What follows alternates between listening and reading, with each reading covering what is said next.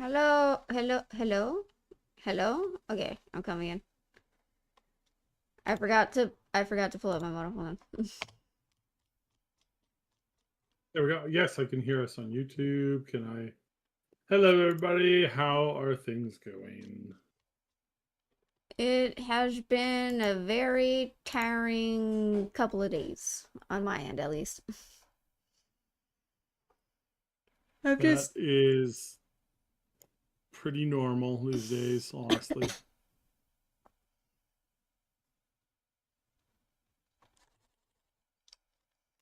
Been there, done that, know how that feels, that's for sure. yeah.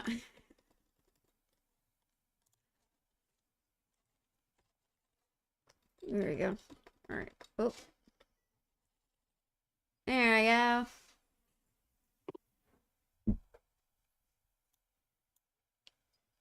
All right. Ready to get into it? Let's go. So, okay, so not only is Visa and MasterCard not processing payments, PayPal is also not processing payments Yes, PayPal with has joined Steam. the fray. They have joined the fray of the idea of basically saying, "Oh, we don't like these games. They're considered bad stuff." And again, this is already branching out into mainstream games. They're already targeting games that are just violent, not sexual, just a little on the violent side. That's it. So this is the endless war that we are in, and this is going to start getting worse and worse and worse and worse and worse. And I highly encourage people who think that, oh no, this is being overstated, this is ridiculous, this is blah blah blah. It's like you have no idea. You have no idea how bad it's going to get. And it's not just PayPal, also a what is it? A third party payment system called Stripe, which was in association with itch.io. They have also pulled out support for itch in this case.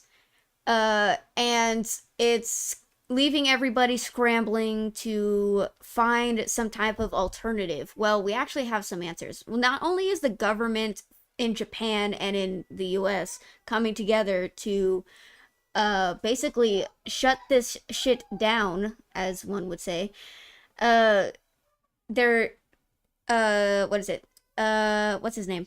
What's his name? What's that one guy's name? Elon Musk is said that he's looking into maybe creating his own payment system. And then Valve themselves have also said they're looking into making probably their own payment system and like cut out any third parties because of this BSery. Which honestly, I was thinking that while I was listening to some of the reports about it, I was like, why don't they just do like instant banking, like between Steam and people's bank accounts? Like, Because it's the banks that are also involved in this, because they're all in this weird like family structure type thing, and that's a obviously that is a serious problem. Like this is a serious problem that needs to be handled, and I don't know if we've got a long-term plan for it, honestly. it's just so frustrating. I don't know. It's just like some of the games that at least I have played. Okay, so I'm just so confused about what is considered to be taken off Steam and what is not considered to be taken off Steam, because some of the games I've played are like degen stuff and they're still on Steam. So I'm confused about what is crossing the line and what is not crossing the line. And trust me, some of the degen stuff that I do partake in on Steam is very questionable morality wise. So it's like okay, so wouldn't this be under the takedown list? But it's still on Steam, so it's like I don't understand like what is I don't know. I'm just confused about this whole thing. And it's like, I don't know. Maybe it's because I bought it before, I bought these games before the push for censorship. But Well, as far as yeah, I know, they're still there's. available. Hmm. Hey everyone, how's your day? What is Bat Reaver doing here? Why she don't care? Because I didn't feel like changing my model, and I forgot to pull up my model when I first started stream. So there's that. So yeah, just me being lazy like usual. But yeah, there are solutions to this. Steam is trying to figure out solutions. Apparently, Elon Musk is also throwing his hat in the ring. The US president recently processed. Hello, Reaver. Hello, Scythe. Hello, my mod. Uh, the US president is already issuing an executive order, which isn't really a law. It's just like a fastly processed document that is going to be pushed through to later on be made as a law. Like it's like it kind of like fast tracks it, but it's not like it's not instantly a law in place. It's just like I'm going to write this up and then we're going to make it a law. It's kind of like how what is it? Executive orders work. But it's like a promise to make a law. But yeah, even also the Japanese we all know when it comes to legal processes, it takes a long time. So we might be reiterating the law processes for a while until something changes. Japan is looking into basically suing, I assume, or slapping Visa and MasterCard with what is it? Anti-monopoly laws, because they're literally an American company. These are American companies that are like, I don't see how they thought this was a good idea. Like, I really don't. Like, this is literally a foreign company messing with another foreign company's like economy and the way they make money. And it's like that's like the most stupidest thing you could have done. Like I don't understand. I don't get it. I really don't. Like it wouldn't that just fast track it to the point where Japan wouldn't even want to use American banking systems anymore because of that? Well, but again, the banking systems are all this like very incestuous like family situation going on, where they're all in it together, making up rules and making alterations and choosing the winners and the losers, so to speak. Like this is what they've been doing for a long time now, and they like and it's been getting bigger and bigger and bigger and bigger, and it's very gross because it's like this is going to hit the wall at some point, so to speak, really brutally, and it's going to suck. So Eh, yeah. I mean, it's just ugh, God. We can't have anything nice, can we? Like we really can't. No, We can't no, we you can't can't have just that. we can't just enjoy our goon games, can we? We can't just god damn it. Fucking Karens, dude. God. Being lazy, hey, There, that's there are my job. two. There are two kinds of people responsible for all of the problems that we face, Karens and which is furries. like Karens and Karens and furries, basically. Yeah. by the way, I know this has nothing to do with the stream news, but still, any plans to have your own Bat Reaver blushes in the future? I mean, my model is already blushing. I don't know how hard of a blush can I make on this model when it's already blushing. I don't know. I don't know. I guess that's something I could look into. There's a lot of assets that are available, so I'll look it up. Promises, promises. Let's see. Oh, okay. Okay, this is something I'm a little excited about because I'm such a freaking nerd for this series. But Ubisoft hides its accidental announcement for a Far Cry TV show. I'm like, what? I didn't know about this. So, hold on.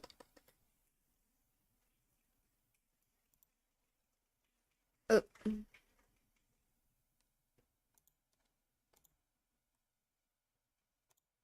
there you go. Okay.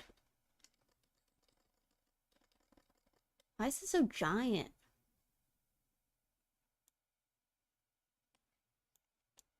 Sorry, I gotta adjust the window.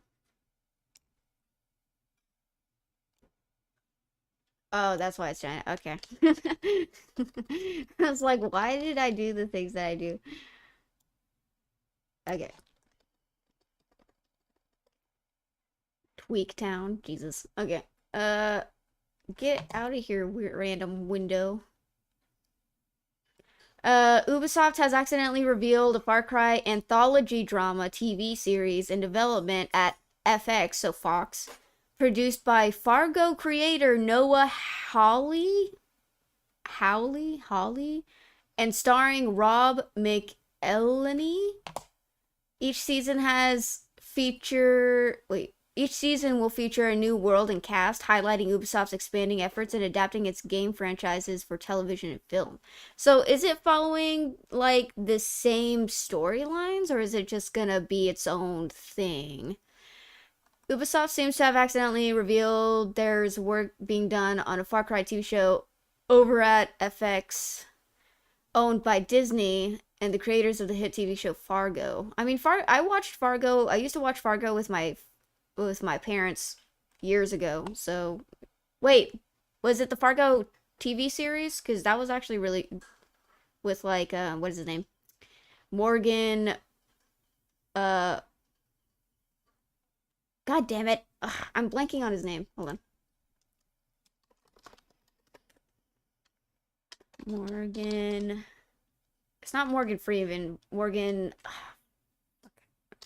Fargo cast. Martin Freeman. Yeah, sorry. They have similar names. Was it this one? Hopefully it's that one. Because that was really good. The accidental reveal of the TV show was done by none other than Ubisoft itself. Of course, Ubisoft. God damn it. Oh, it was an accident, quote unquote. Maybe it was an accident to gauge, what is it? Fan interest, I guess.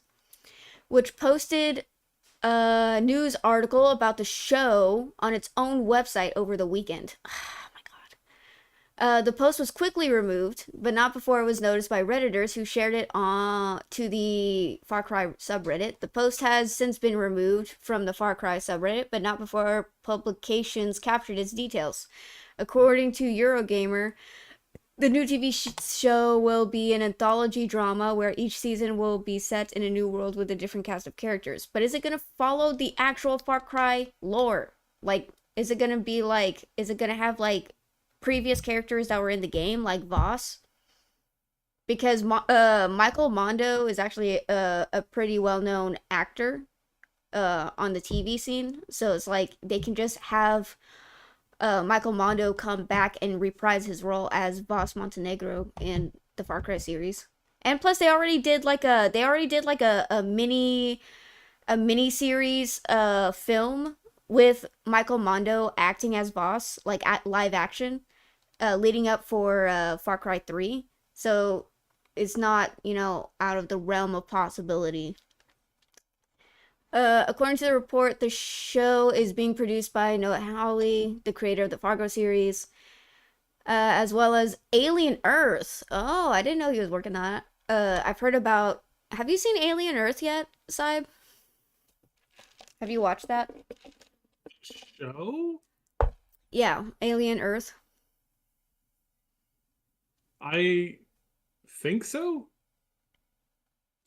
Like it came out recently. It's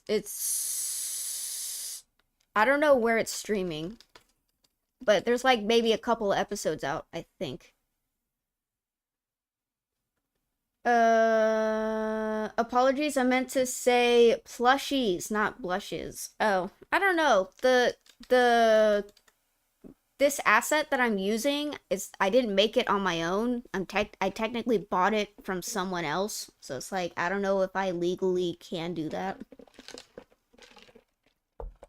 But I can probably differentiate the design by like putting my own VTuber hat on it. Maybe do that.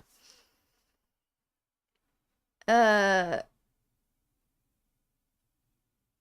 Wait, where was I? Oh, a new show that released just this week. Additionally, the Far Cry TV show is being co-executive produced and will star Rob McElhenney of It's Always Sunny in Philadelphia. Okay, who's Rob McElhenney?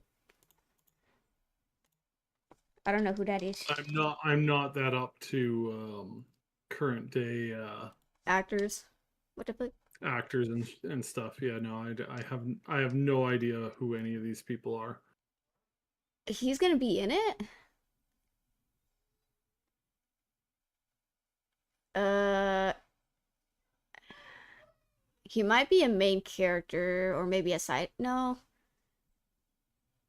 maybe a secondary lead. Is he gonna be a main character?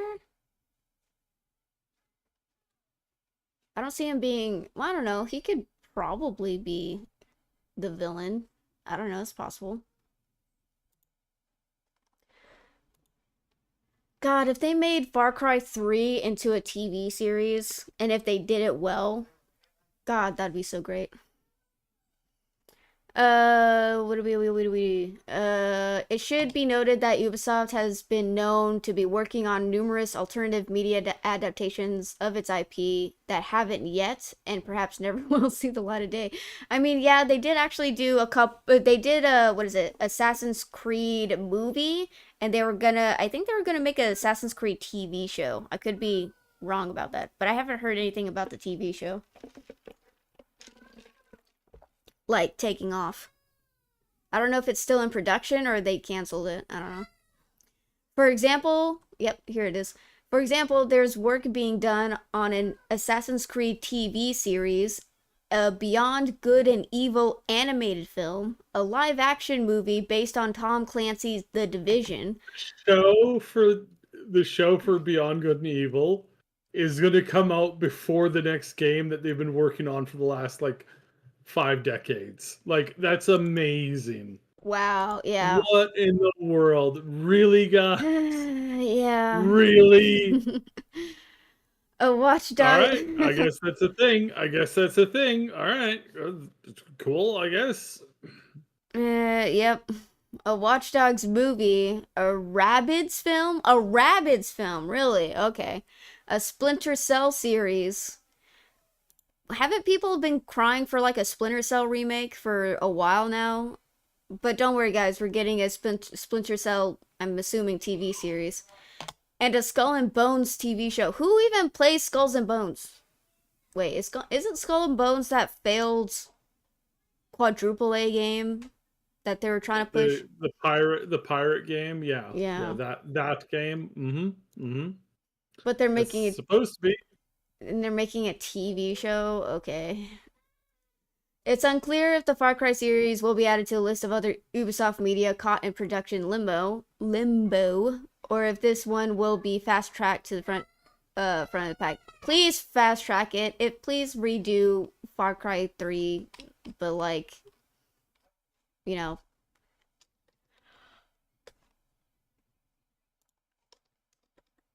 But I just want to see Michael Mondo reprise his role as Boss Montenegro. That's all I want. That's all I want in life.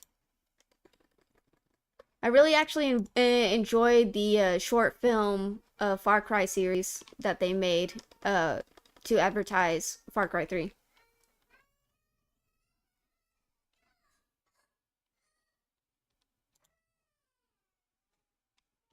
On another note, I say as I'm getting distracted by other things in front of me. Meow. Meow. Whiskey. Stop it. Stop it. Sorry, my cat's being bad. Anyways, Gen Z. I don't know why I got out of it. Gen Z is cutting back on video game purchases. Like really cutting back is what the title of the article says. Oh, who's directing the upcoming Far Cry show again? The guy who made Fargo, apparently. The guy who made the Fargo TV series on FX. There was already a Rabbids TV show on Hulu Plus that next to no one remembers. Why in the hell are we getting a Rabbids TV show again? I mean, maybe that's what they're talking about. Maybe that's what they were talking about. That Rabbids TV show was part of the Ubisoft the lineup.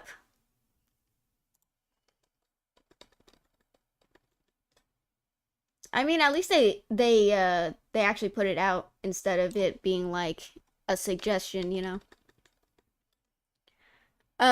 Gen Z is cutting back on video game purchases, like really cutting back. The rug's not just being pulled out from under young people, it's being burned while they're still standing on it. Are you a Zoomer? Do you like video games? And does it feel like the economy reeks? Well, if you've been avoiding the Nintendo Switch 2 purchase, or if you plan on skipping out on EA Sports College Football 26, you might not be alone. Apparently, spending on the gaming industry is bottoming out among Gen Z, at least according to data from American research group Circana? Circana? Oh, well, isn't it the consequences of your actions? So, let's talk about the inflation prices of games, shall we? So, one of the things that people have brought up with the rise of gaming prices is that it prices people out. Because with, what is it? We've been constantly talking about how inflation, with inflation going up, but paychecks are not going up. People are not making enough money to balance out the inflation of paying for bills and groceries and stuff like that. Because not everybody is making enough money, it means less disposable income, meaning less money to spend on video games or clothing options or stuff like that, like you know, miscellaneous stuff. And we've talked about this a while. We've been talking about it for a while now, and now it's permeated the next generation of Gen Z gamers. Zoomer spending on games dropped by, oh yeah, next generation, not Gen Z to Zoomers. Wait, Zoomer to Gen Z? Yeah, okay, whatever. I'm old, okay. Zoomer spending on games dropped by nearly a quarter. In a June 24th report from the Wall Street Journal, Circana found both online and retail purchases among ages 18 to 24 dropped by 13% from January to April compared to the year prior. In particular, Circana found that young Zoomers were spending nearly 25% less per week on video games than in 2024. While purchases for accessories, small appliances, technology, and total general merchandise, quote unquote, had all dropped with young adults, video gaming took the lead in Circana's data. The drop-off was enormous for 18 to 24-year-old gamers, as data on other age groups revealed a minor single-digit decline, well under 5%. Yep. So games are, or at least when it comes to AAA game studios, are trying to push games to be almost $100. Now, you have to realize that most of these young people are trying to start off their careers by usually going to what is it? Dead end jobs, as it were, or stepping stone jobs. like McDonald's or Wendy's, in order to gain some type of experience so they can move on to more lucrative jobs, maybe in customer service or in some other field. And these jobs don't pay that much. And especially in this economy, making $15 an hour.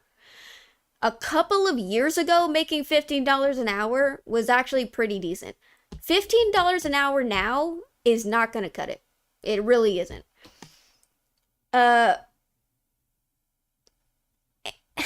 and you're asking them, because you're asking a generation that is trying to build some type of portfolio for themselves, that if they want to play video games on their off days, they have to shell out close to almost $100, which could be used for something else like gas, groceries, or paying rent, which are way more essential than video games.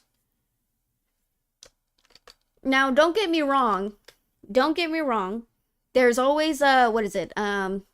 There's Xbox with their Game Pass, but technically you could that's you're just paying more for less. Oh, sorry, you're paying less for more when it comes to Xbox Game Pass. You're paying like what, $20 a month to have like almost the whole catalog of Xbox game, like all the games that are on Xbox available to you for free. Like, that's technically a steal. I hope to God that we don't get another Rabbids Scream project of any kind. That god awful show on Hulu Plus literally gave me dementia. Jesus. Wait, what was I talking about? Oh, right.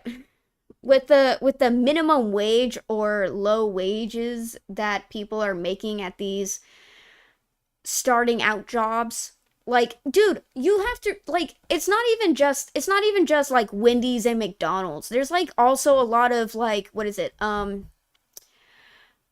apprenticeships that don't even pay. They don't pay you. They like, there's like internships, apprenticeships that you have to go to, and they don't pay you money to gain the experience. You like go there to gain experience, and then once you accumulate like maybe 2 or 4 years of experience, that's when they hire you on and you start making a paycheck. Who has the money to pay for these shit? Like, not only are the games being overpriced, they're pricing people out. They're pricing out people like the younger generation, because the younger generation are in an area where they can't make that much money to pay for video games in the first place. The quality also sucks. The quality sucks. Like, who the fuck wants to shill out almost $100 for a game that's just gonna either brick their console of choice, or it's just not gonna, or it's just gonna fucking what is it? It's gonna glitch out, and they can't get back. They can't get past a certain point in the game because there's a bug in there that literally just breaks the whole game. Or the game is just so not fun that you literally just want a refund, but you kind of already exceeded the point of refundability, if that makes sense. The quality of games has gone down. The price of games have gone up.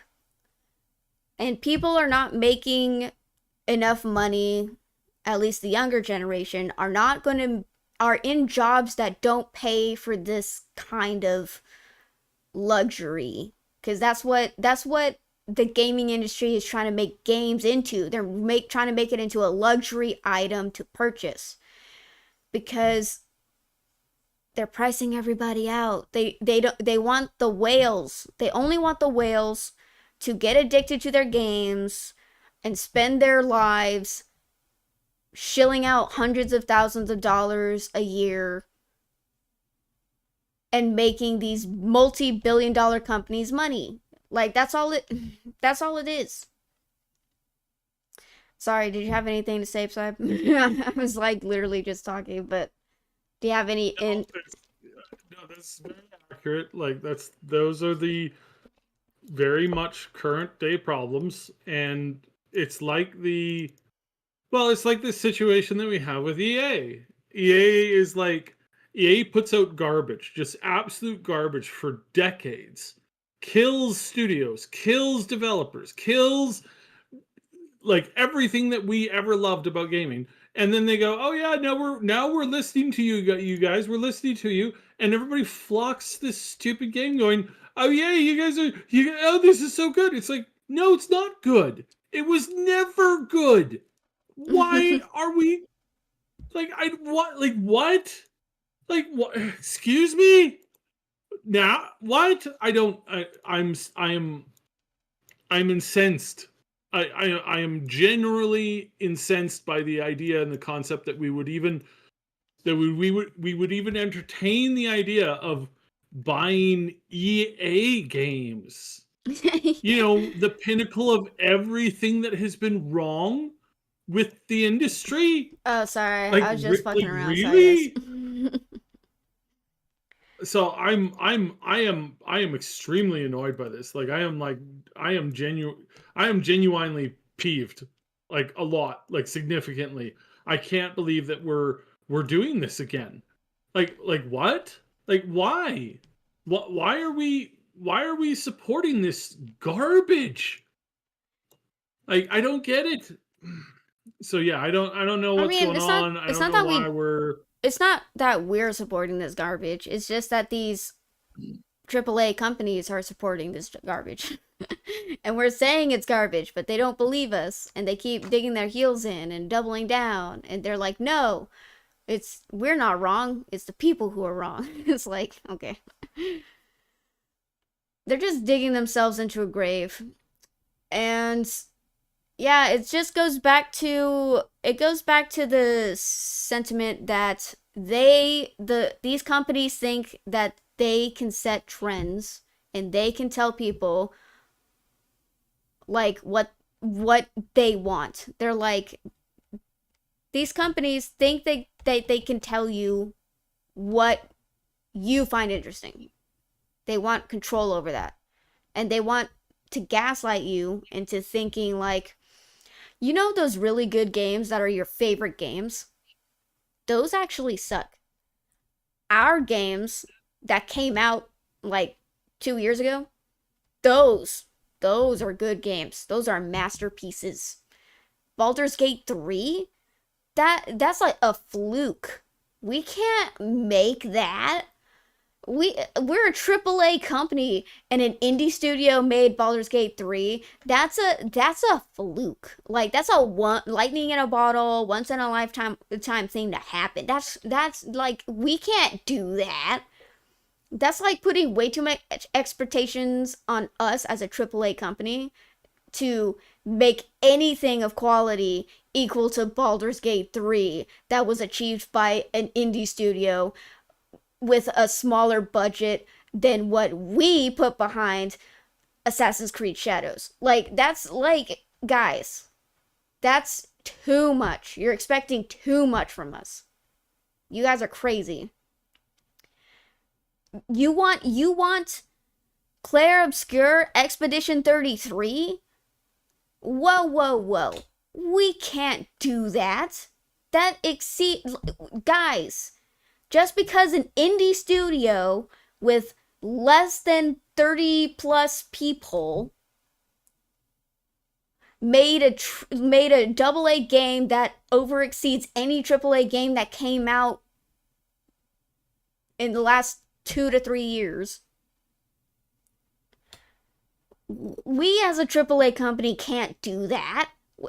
You're putting too much pressure on us as a AAA company.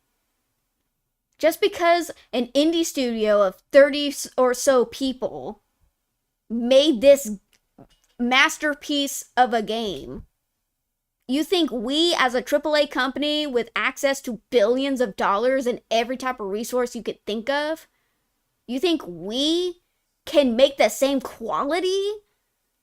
That's crazy. That's crazy. I don't know. I don't know. I don't know. I don't know. You guys are you gamers don't know gamers don't know what they want. Gamers don't know what they want. We that's just, that's just how it is. Gamers just don't know what they want. What we make at these AAA studio companies, what we make is art. It matters cuz it's socially acceptable. What these indie studios are making are too hard to make. We can't do that. We could do that, but we don't want to.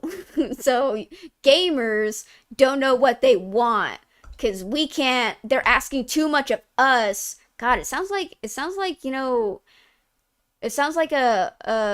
was it a boyfriend who's like does the bare minimum and makes it seem like he's going all out for you. Do you know what I mean?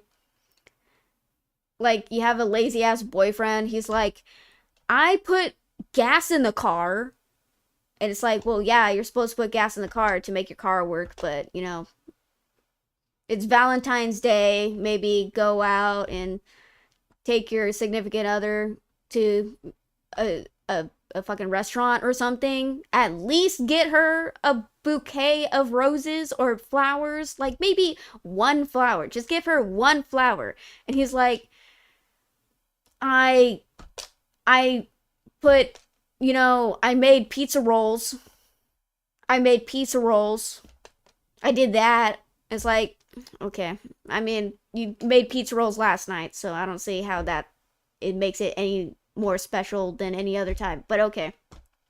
I don't know if I'm making a good example. I don't know. But yeah, it just we're in a weird state in the gaming industry where we're seeing masterpieces come from the indie side and we're not seeing anything of value on the AAA studio side.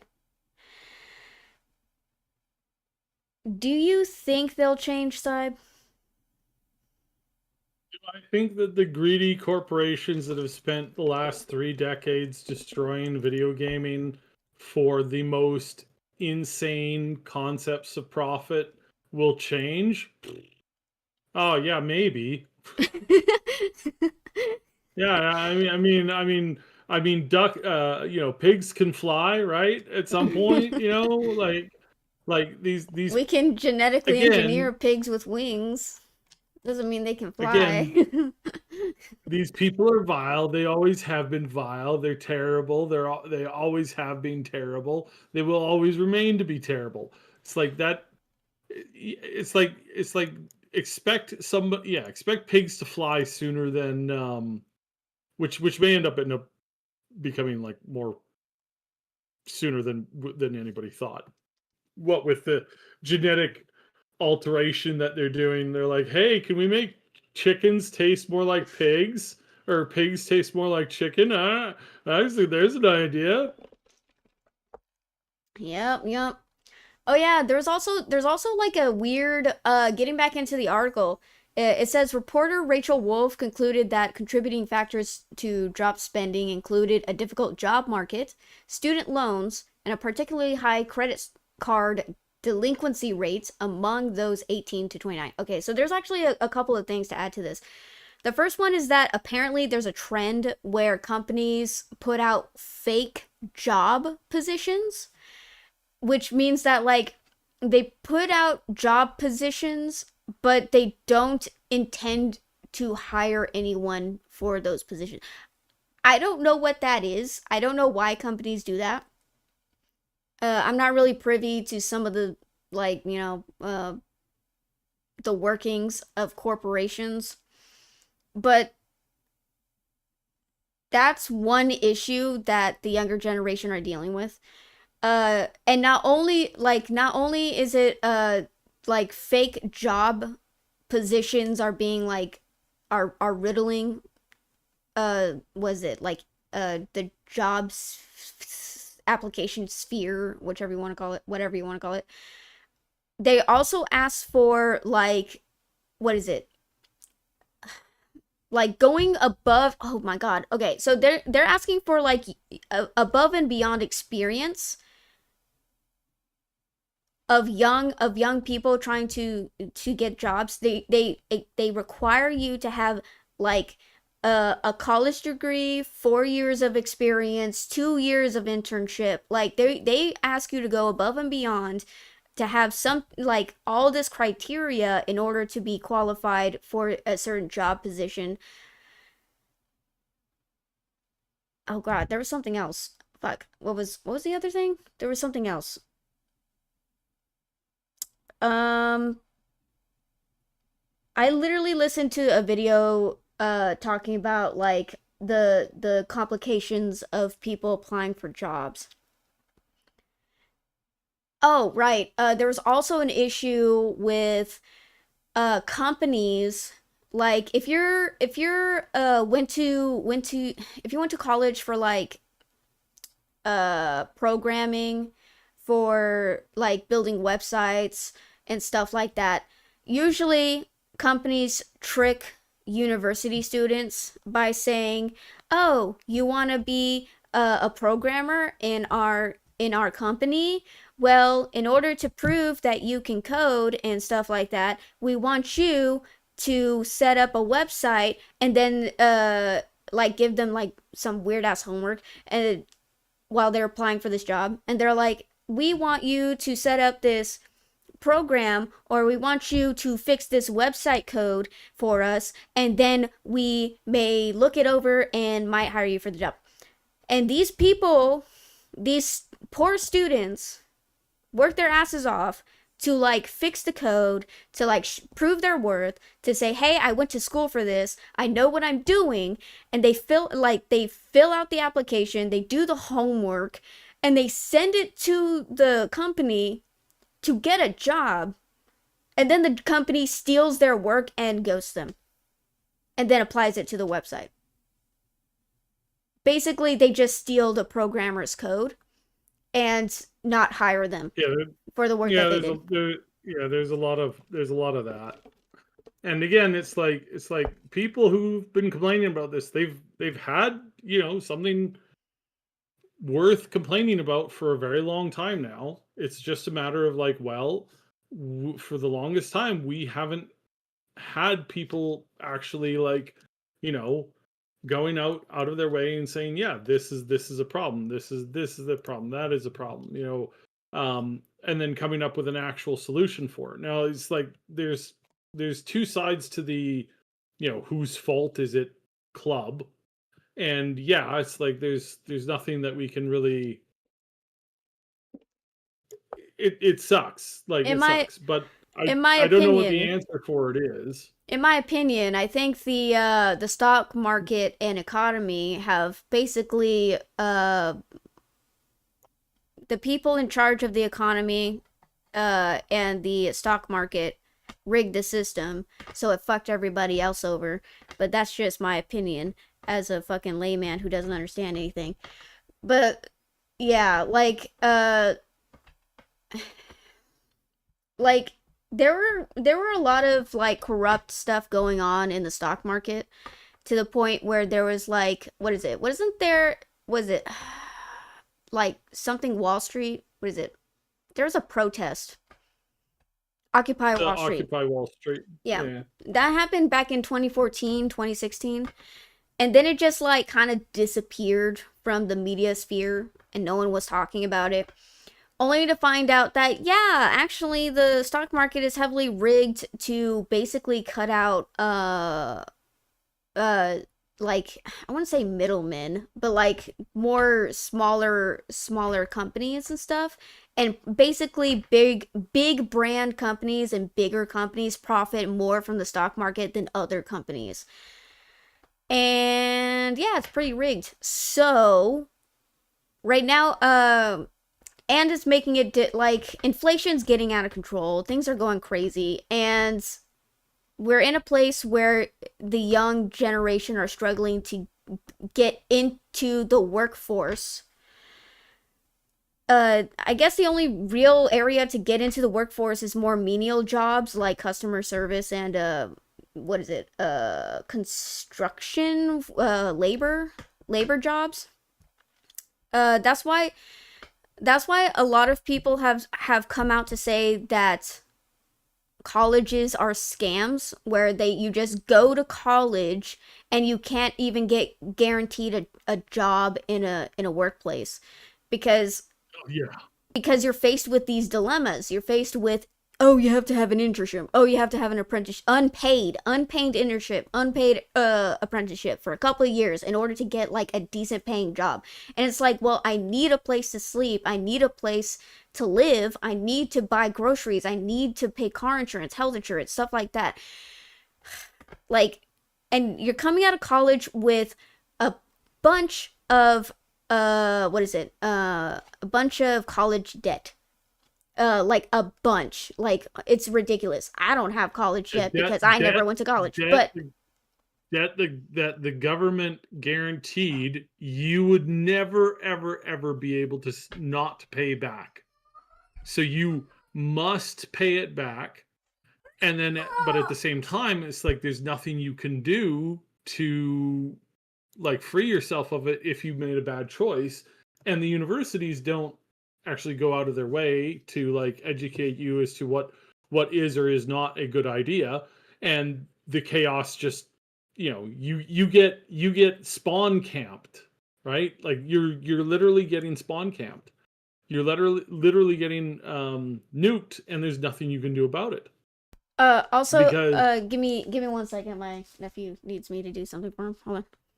yeah, but it's a very bad, like, the system again is like it's terrible. Everybody knows it's terrible. What is the solution for, for the problem, for like how can we adjust it? It's like, yeah, well, those are all very very good questions that nobody has an answer to, and that's a problem. Like that's obviously a pretty big massive problem. But again, it's like nobody's interested in actually coming up with a solution for it. So we're just sitting here. A lot of people are sitting here starving in the concept, and it's not getting anywhere.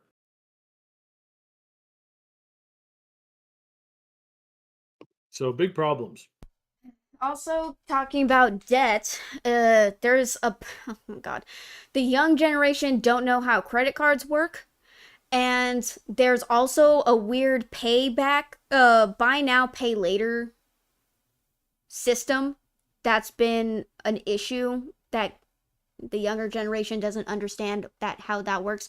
So basically, the younger generation are putting themselves Yeah, in debt because getting spawn camped, like mhm, literally.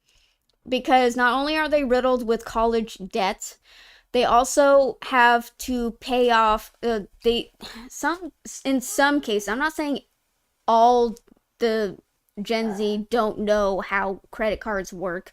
Some of them actually don't know how credit cards work. Others do. But like I said, some like the whole point of the credit card system, I know it's not a thing in other countries, but the credit card system, I don't even like explaining it makes me even wonder why we even have this. But the credit card system, uh basically you get a card with like $500 on the card. You spend the $500 on the card. You have to pay back that $500 that you spent because you spent it on credit. It was a promise that you were going to pay that money when you had the money. Do you know what I mean? I don't know if I'm explaining well. It's basically Yes. saying an IOU. Yeah, no. Yeah. So Yeah. like Debt, credit card debt. Yes. And which is terrible, by the way. yes. If you can't pay it off immediately or like within the next paycheck, you should not be spending that money. Yeah. The whole reason why credit cards exist is because you get credit for using credit cards and paying off payments of like credit cards, car payments, paying your rent on time. That all accounts to having good credit. If you have good credit, it means that, oh, you take care of your bills on time. You are very good at, what's it, your finances basically. And with good credit, can get you can get lower prices on buying a car. You get I wouldn't say lower prices on houses, but you get a very decent availability of houses to you than others. Like you can get a house, you can get an apartment, you can get, like, if you can get basically better opportunities if you have good credit. However, like I said, some people don't understand. Like, there were a couple of videos I saw on the internet where young kids don't understand how credit works. Like, there's literally a video I saw of a chick that goes like, "But I already paid for it. Why do I have to pay for it again?" And it's like, "No, you didn't pay for it. That you were just promising to pay it later." Like, that's what a credit card is. And if you don't pay off your credit cards, it ruins your credit. And God, and then yeah, you go into debt, and it also ruins your credit, making it hard for you to get like a good car, or a good house later down the line. Oh, thank you for the hydration check. Like, it I don't know why we have the system. It's very unnecessary in my opinion. It's very annoying. But yeah, I mean, don't get me wrong. There's like a lot of programs in place to like help people who have bad credit, and like you can like buy cars for cheap even though you have like really shitty credit and stuff like that. But it's how America works, I guess. And then you have like people, apparently online stores have set up a credit system where it's like, I buy it now and then pay it, or like buy now pay later systems, which is basically, oh, I want to buy this dress, but I don't have $200 to pay for this dress, so I'm gonna just do $20 a month payments to pay off the dress. And then they keep doing that for like 6 or 7 other products, and then they rack up so much debt because they have to pay off like 6 luxury items at once, which comes out to like almost $400 a month because they have to pay for that now.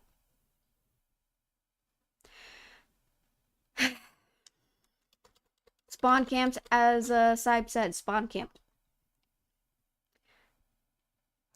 If you can't pay for it, don't buy it. If you're not gonna pay for it full price, don't buy it. This group is struggling more than older cohorts, an economist with Wells Fargo told WSJ. Since younger consumers are not only spending less today, but also probably saving less, that could dent their ability to build wealth in the future. Everyone keeps blaming the younger generation that you don't work enough. You don't with like you're so the younger generation is so lazy. And it's like, that's because it's gotten to the point where it doesn't matter if they work hard, they'll never get anywhere. We have reached that threshold. We have reached that point. Or at least not me. They did. Sorry. They've reached the threshold where they work over 40 hours a week and they're still struggling, which makes no sense. Which makes no sense. There was a point in my life where I was working 80 to 110 hours a week. And I was making almost like I was barely getting by. And yes, that again, it's like, yes, unfortunately this is the way that things are, because this is the way that things have been forever almost. I And there's mean, not yeah, really it's this like. easy to say that now, but literally, at least in America, like they're getting like younger generations are getting priced out of everything. Like you can get Hmm. it's hard to get a decent job at your age when you have no prior working experience. You have no prior working experience. You are young and you're trying to save up for an apartment. For an apartment. Apartments in America right now have gone up in price so that it's like you have to pay an arm and a leg. Like you'd be struggling just to have an apartment. Okay. Let's say you make enough to cover an apartment, gas, car. Okay, let's sidestep the insurance because sometimes let's be honest here, like insurance can be expensive. If you can't afford it, just people don't fucking get it. So it's like, okay, you're paying for a car, gas, and groceries and paying for your rent, and you have no money left at the end of the day, and maybe you have like $40 left to your name after you budgeted all the expenses. You probably have only have $40 to your name. What are you gonna do with that $40? Because that has to last you for the next week or next 2 weeks. What are you going to do with that? And that's what they have to decide. That's what they have to figure out with their expenses. And so they're going to either choose maybe getting an indie game or maybe just not getting a game this week or the next 2 weeks, and then maybe save out their money maybe to buy one game later down the line. I don't know. But the problem is that things are the economy is rising. The prices for things are going up, they are not going down. Paychecks are not meeting the rise of prices. Paychecks are not meeting the rise of products. So if you're making $15 an hour, you're kind of shit out of luck because rent's gone up, groceries have gone up, gas has gone up. Paying off your car probably has a little bit more interest to it now. Like things are going up, but paychecks aren't matching the rise, and it's like it's really, what is it? I can't say, it's not gate. It's like stonewalling a lot of these younger generation, and it's just very. I can understand why they're frustrated. I can understand, especially when you want to make enough at like gain enough, what is it, experience to afford a house. It has gone to the point where owning a house in America is literally a pipe dream right now. Like, I would love to have it, like, to own a house. Technically, I make enough. I make enough to own a house. Back in freaking 2014, back in fucking 2000, I want to say, was it 19? I don't know. Like, fucking years ago, technically I make enough money to own a house. In this economy, I'm lucky to have an apartment right now. And I can only afford an apartment because I live with roommates. That's where the economy has gotten, where like you have a paycheck where technically you can own a house by this point, but no, the economy has gotten so shit that I have to get a roommate in order to afford a decent apartment. Like that's where we're at right now. And this is in Texas, mind you. This is in Texas, and we're not talking about the other more extreme cases in New York. In New York, their cost for apartments, even dingy ass apartments, is ridiculous. You're like paying like $2,000 for a 4x4 apartment. Like it's a tiny ass apartment and you're paying $2,000 for it. That's crazy.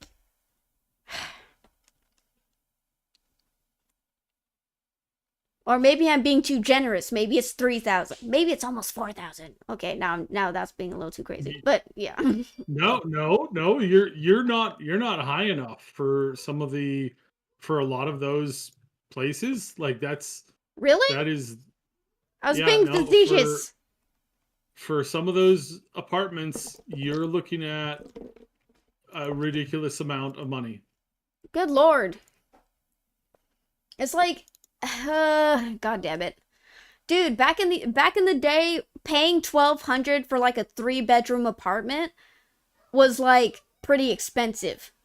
That was expensive. Now, for a 3 bedroom apartment, it's $2,000 for rent, and then plus utilities is like an extra like maybe 100 or two. Like so, it's like 2,200 a month for bills, and then it's like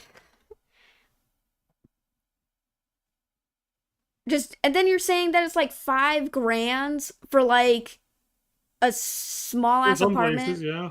Jesus Yeah, for some Christ. places Yeah. it's pretty insane. And then people are wondering, why aren't people buying games? I don't get it. Why are they not buying our luxury goods? A dangerous sign for gaming's future. Matt Piscatella, an executive director in video game industry analysis with Circana, shared some insights in a thread on Blue Sky. Overall, purchasing by 18 to 24s has plummeted, especially when compared to other age groups, he wrote. That's because when you're starting out, like this already just reaffirms what I said. Starting out into the workforce, you're not gonna make enough money. I forgot they made what is it, a sequel to Freaky Friday. I forgot about that. I'm getting distracted. But anyways, uh Yeah, that's an interesting series. I like the concept though. The concept's always been kind of cool, interesting. But yeah. anyways, I just wonder, like, they already told a decent story with Freaky Friday. I don't know why they need to make another story with the same thing. I don't know. Like, I don't know why they feel the need to redo the story again. because nothing is new. Nothing is everything has to be rehashed from what was, because nobody in Hollywood knows how to make anything that's interesting anymore.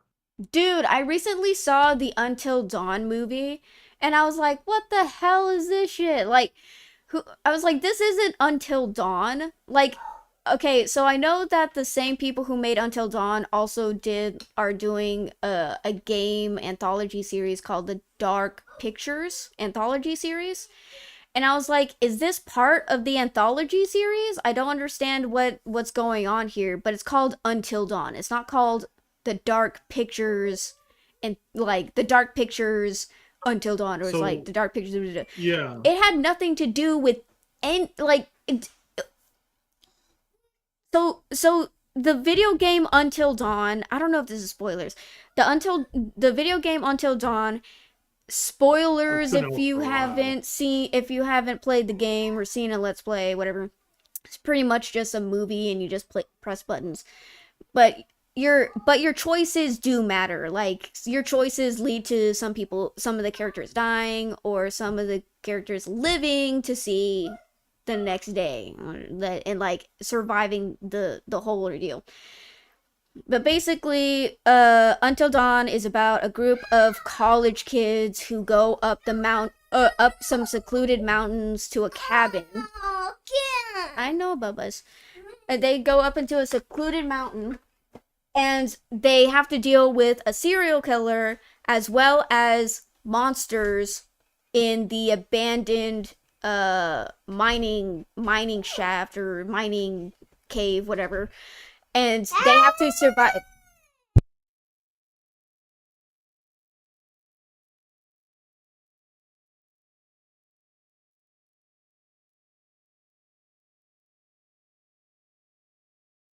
Sorry, hold on. I so there's Until Dawn, the video game, but there's also the Until Dawn, the movie from back in the day, Wait, which what? was a vampire movie. Oh, we're not talking. We're Yeah, talking about from the Until Dawn based off of the video game Until Dawn. yes, but like, are you sure? That's the that is the thing that's being made, right? Like, I'm not positive.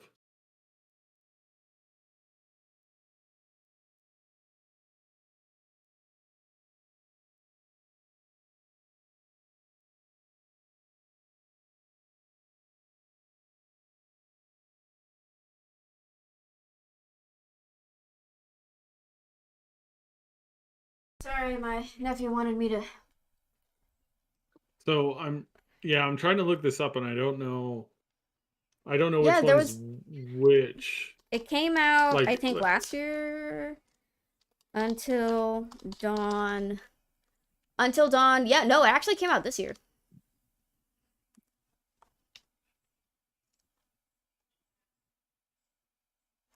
Yeah, people didn't like it. Ooh, it got a 5 out of 10 on IMDb.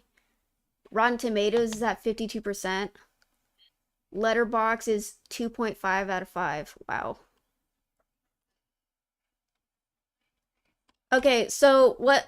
So the game is about these college kids who go up to a secluded mountain for a cabin retreat, and they basically have to survive a night while there is a serial killer and there's also like monsters living in the mine nearby, and they have to survive.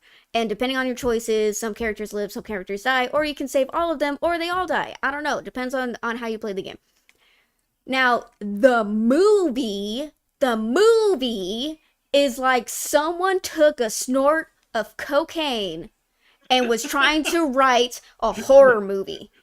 They're like, that's yeah. they're What's his like, name?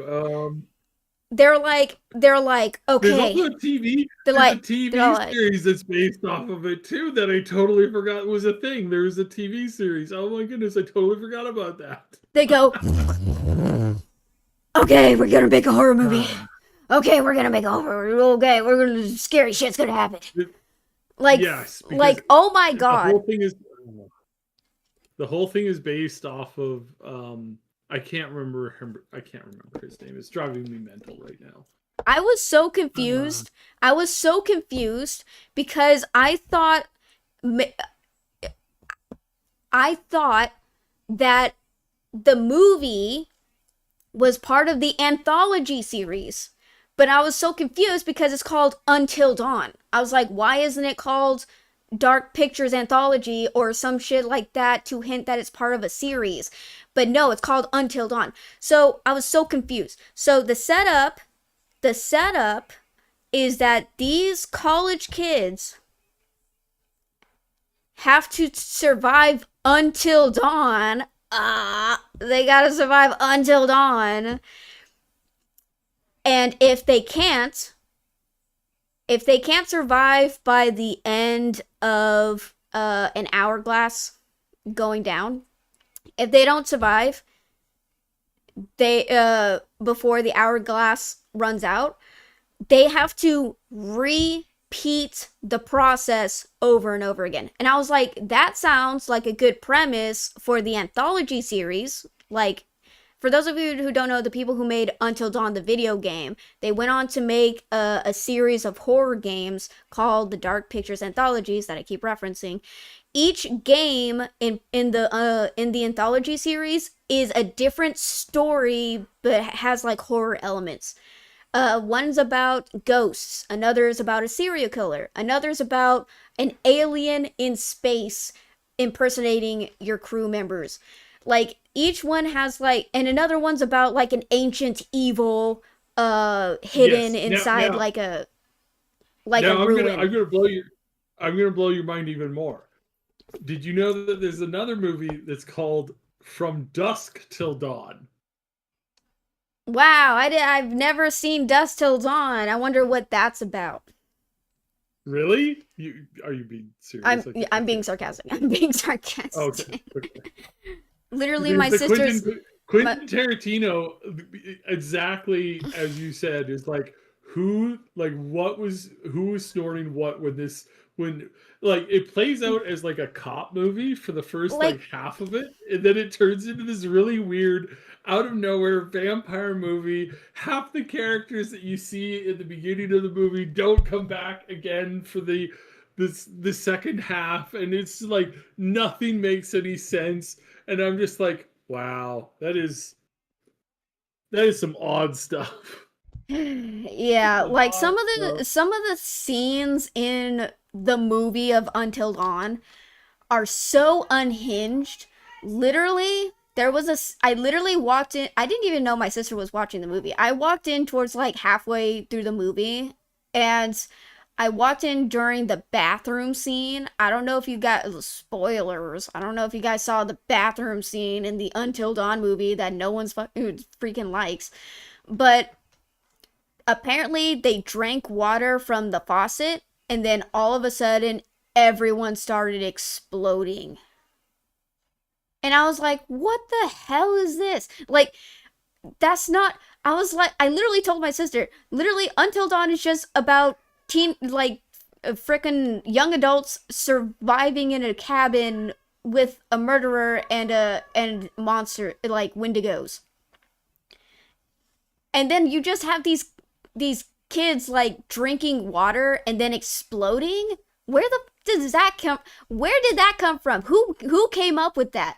It's like, did someone, like, literally it just seems like someone snorted a line of cocaine before they came up with that fucking scene. Like, how does that have to do with Until Dawn? Anyways, don't get me wrong, they did introduce the Wendigo at some point, but before that, it was like torture prawn up until this point. Because, like, it's like, what the hell is going on here? Anyways, I Yeah, feel like we've I don't know what America's obsession with torture no, I think it runs a line. is. It runs a line to what we were talking about a couple weeks ago of like how people take an IP and then they just write their own thing. Oh, their fan fiction. Yeah. Yeah. No, They're like, this is very true. I want to make a horror movie. Let me take this IP that's available that is technically a horror thriller, and I'm just going to write my horror movie because no one wants to freaking make my horror movie, so I'm going to make my horror movie and then put Until Dawn on it so that people can fucking come watch it. But it's really my idea. And it's like, because that's what it feels like. It feels like someone just came up with this random bullshit and then just put Until Dawn on it.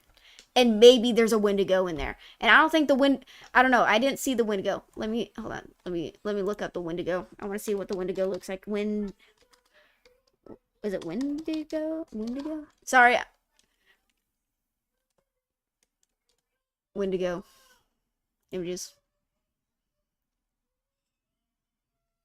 No, movie. The movie. The movie. Okay, I'm kind of scared to unblur some of the stuff because I don't know.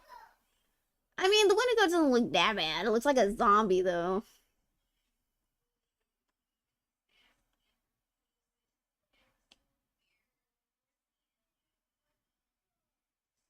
Wait, did they? Never mind. I don't want to spoil it if you haven't seen or played Until Dawn. But there's a reason why Until Dawn was popular. God, I'm still mad about the whole that one stupid murder mystery cop series the people made. I'm not gonna. I forgot what it was called. Hold on. I'm gonna look it up so I can remember the name so I can harp on it. Until Dawn. Games? What are the other games that they made?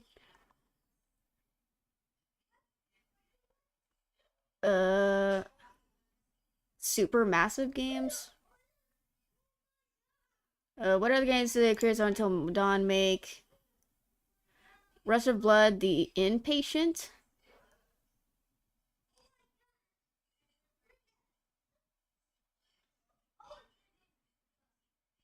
Rush of Blood. I don't remember that.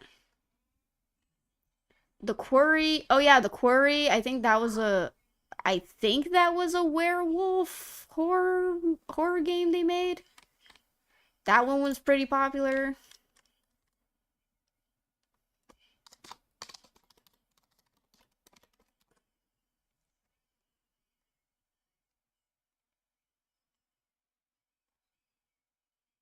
Mm,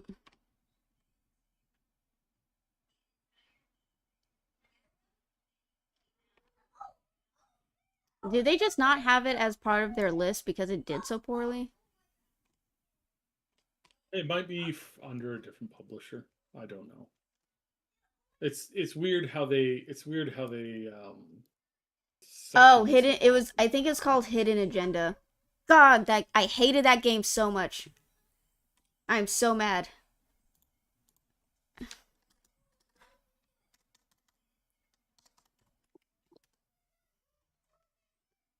Yeah, it was hidden agenda. God, I hate this game.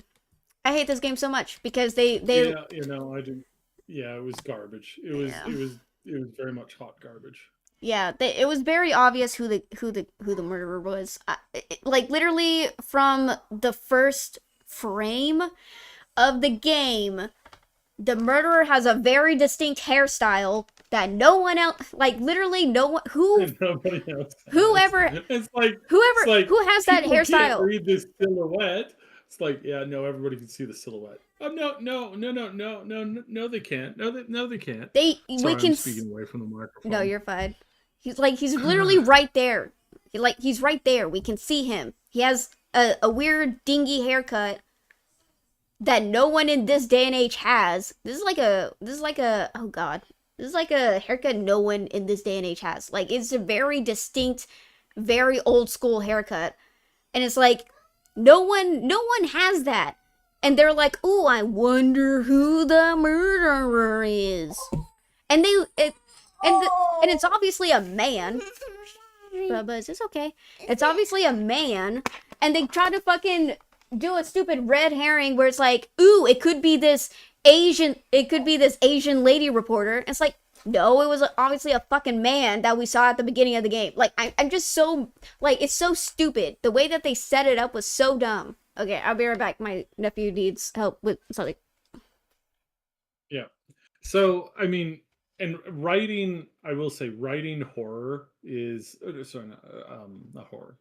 Oh, that's challenging too. But writing mystery is it's this weird, tricky little thing where if you give away too much, you're like everybody figures it out almost instantly. If you don't give out enough, then nobody sees the plot coming until the end, and that's not satisfying to certain readers. So you have to be kind of in the middle of like creating content that balances between the two of them. And yeah, that's not always easy to do. That is for sure I mean, not easy to do. one way they could have like spun it was that like instead of like showing the murderer's back and his very Yeah, obvious yeah. haircut, maybe they Yeah, just that, like that was that was focus that was very poorly like done. focus And on like have him wear shoes like because for some reason he was like only in pants, but like in this case I would have reworked it so that it's like uh he had shoes on and then just like focus well, on on him kneeling but with shoes on and then just like do like a floor shot and pan away like pan out, but just well, only the focus on thing the that shoes and then like do like a like him dropping a grenade pin or whatever or like pressing a button like you don't show the visuals of his whole body make. Do you know what I mean? Like you make it so yes, yeah, yeah. vague, you don't know who it is. And it literally could be So anybody.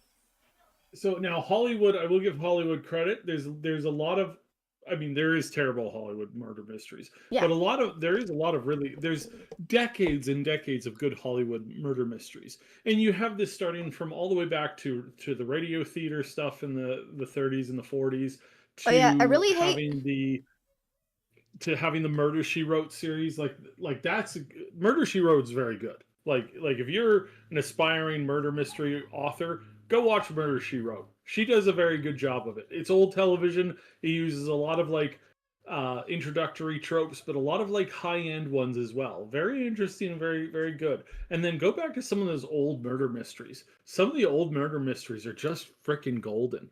Like especially the longer ones, like Johnny Dollar series. Oh, those were so good. I love Johnny Dollar so much. Yes, yeah. I listen I to 100-year-old radio shows frequently. uh, I used to watch Blue Bloods and there was this one episode that kind of like turned me off to it and it was like okay, there was this episode where one of the murderers was a twin and the cops were like, I don't know who could it be because twins have similar DNA. And I was like, wait, don't identical twins have different fingerprints? And that's true. It is true. Identical twins Yeah, have different yeah, fingerprints. So yeah. I was You like, you have your fingerprints can even change, like if you do like heavy stuff to them like frequently. Like the guys who did, they made all of the chainmail armor in Lord of the Rings ended up permanently rubbing out their fingerprints because of the work that they were doing. damn. Hmm. But yeah, like they're like, oh, I don't know, we can't prosecute both of them because we could be putting an innocent man in jail. And I was like, all you had to do, they had the murder weapon, and they had like a handprint on the murder weapon. I was like, all you have to do is get them to drink out of a cup, like grab a cup, drink out of it, take the cup out of the, take both of their cups out of the garbage, and then just cross reference the freaking handprints on the cups to the murder weapon, and then bam, you got the murderer. That's all you have to do. That's it. And then there's just like a whole hemming and hawing, and then I forgot who got prosecuted. I don't know if anyone even got prosecuted in that episode, but it's like they're like hemming and hawing. Oh, I don't know what to do, and it's just like so. It was so dumb. It's so dumb, especially when you know how biology works, and it's like just. Anyways, yeah, it's just this is why you do your research before you make certain things, because then it's like it like not only reinforces some stereotypes that like, oh, identical twins are identical in every single way, and it's like that's not true. There's Bad discrepancies. story writing. Yeah, it's just like there's discrepancies between identical twins. Like they're not as identical as people like to claim they are, but it's just, yeah, it's just annoying. It's just more fun to be factual, because if you're factual, then you can like tell people, hey, did you know this and this? And then people are like, no, I didn't know that because of freaking stereotypes and shit like that. But yeah, or at least that's what I like when what is it? Media is authentic. It's like you learn more things that way, or you learn interesting things. What are we talking about? All right. People not buying games. Uh,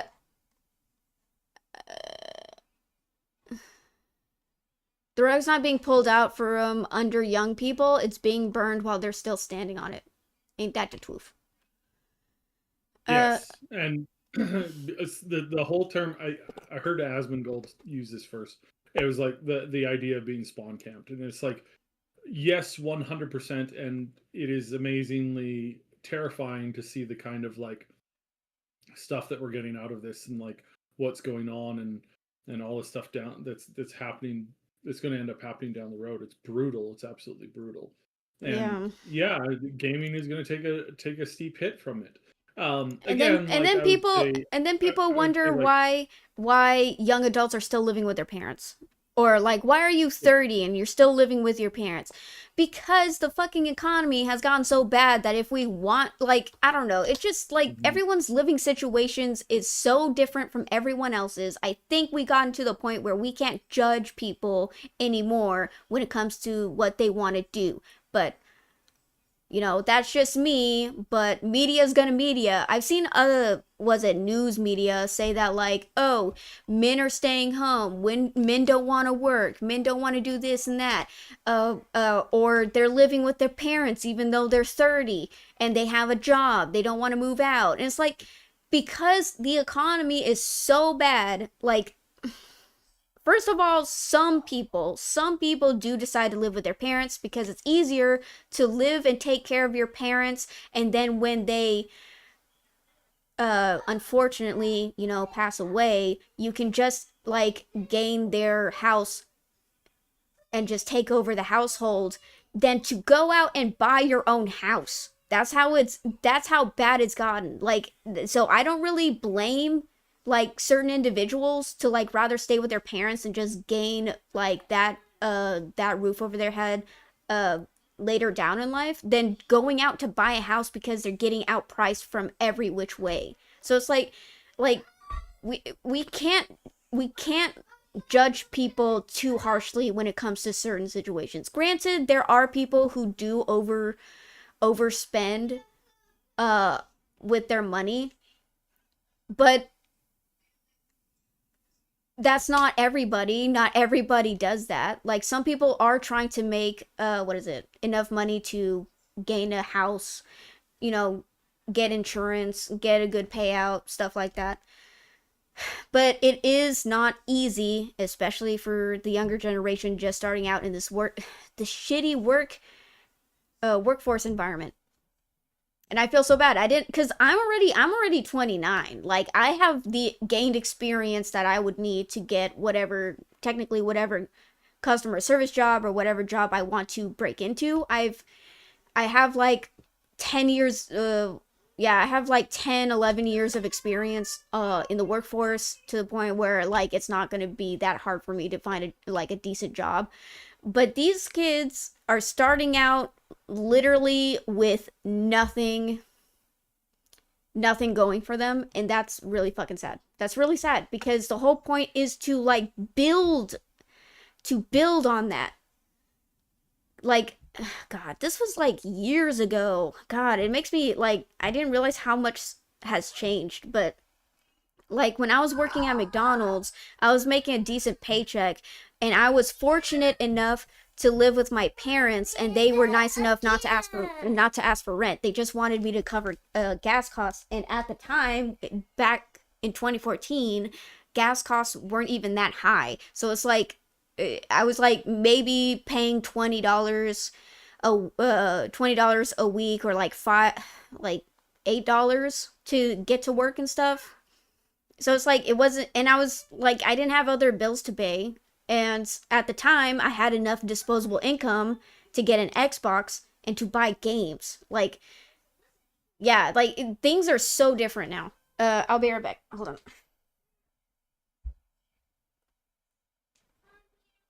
Yeah, well, and again, it's like this is the this happened, like there's so many dominoes to this, like starting all the way back in bloody hell. It's going, you're going all the way back to the beginning of the Nixon, when he opened up China and he moved all of the manufacturing jobs, and suddenly every manufacturer in North America was competing against slave labor. And just the stupidity of that, I think, is one of the worst things that was it Nixon or was it I I might be confusing. It was either Reagan or Nixon, one of the two. Worst choice ever to exist ever. Like that created the whole drug culture in America. It created the whole um, buying on credit thing in America. Just like the worst possible like logic and stuff that you could do. Like really awfully terrible. And the outcome from that for all this time has just been really sad and horrible. I get, and like again, I don't know the solution to that. Like we're starting to see some like positive stuff come out from it, but it's like we're still ages and ages away from a fix.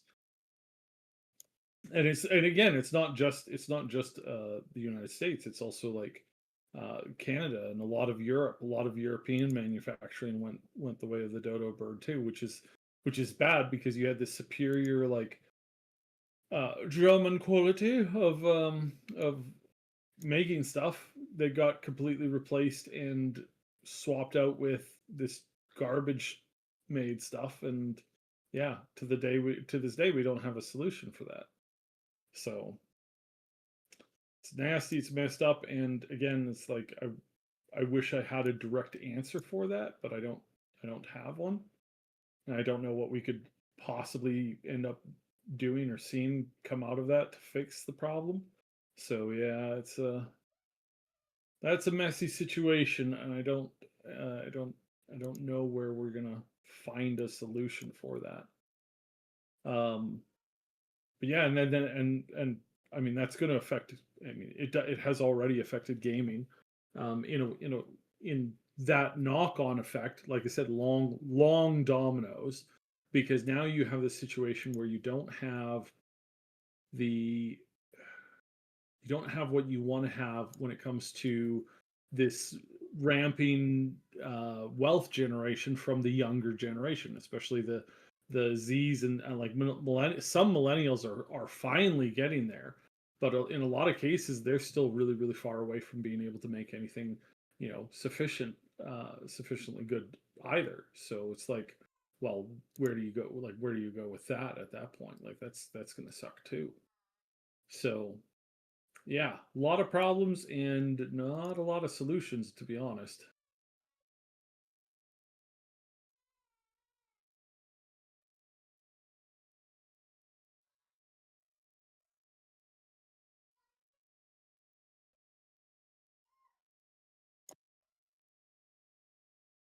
So, see the comments.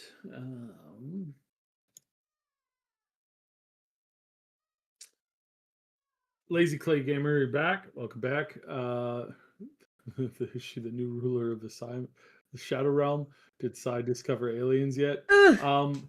Oh no, I've known about aliens for a long time, a really long time. Been in communication for quite a while on that At front. this point, I I think mean, everyone's aware I of I aliens. mean in Minecraft, you know, in Minecraft, because I definitely shouldn't have said that out loud. Uh, As Wolf's report notes, young consumers are expected to spend heavily in the entertainment sector, given college students and recent grads traditionally have low financial responsibilities. But if Gen Z, oh my god, young consumers are expected to spend heavily. Oh, I wonder who they got those numbers from. I wonder who gave them those numbers to say that, oh, the younger generation are actually going to spend more on entertainment. I wonder who said that. Maybe the grifters that freaking execs listen to. But if Gen Z's young adults can't spend on gaming, that isn't a promising sign for the industry's future.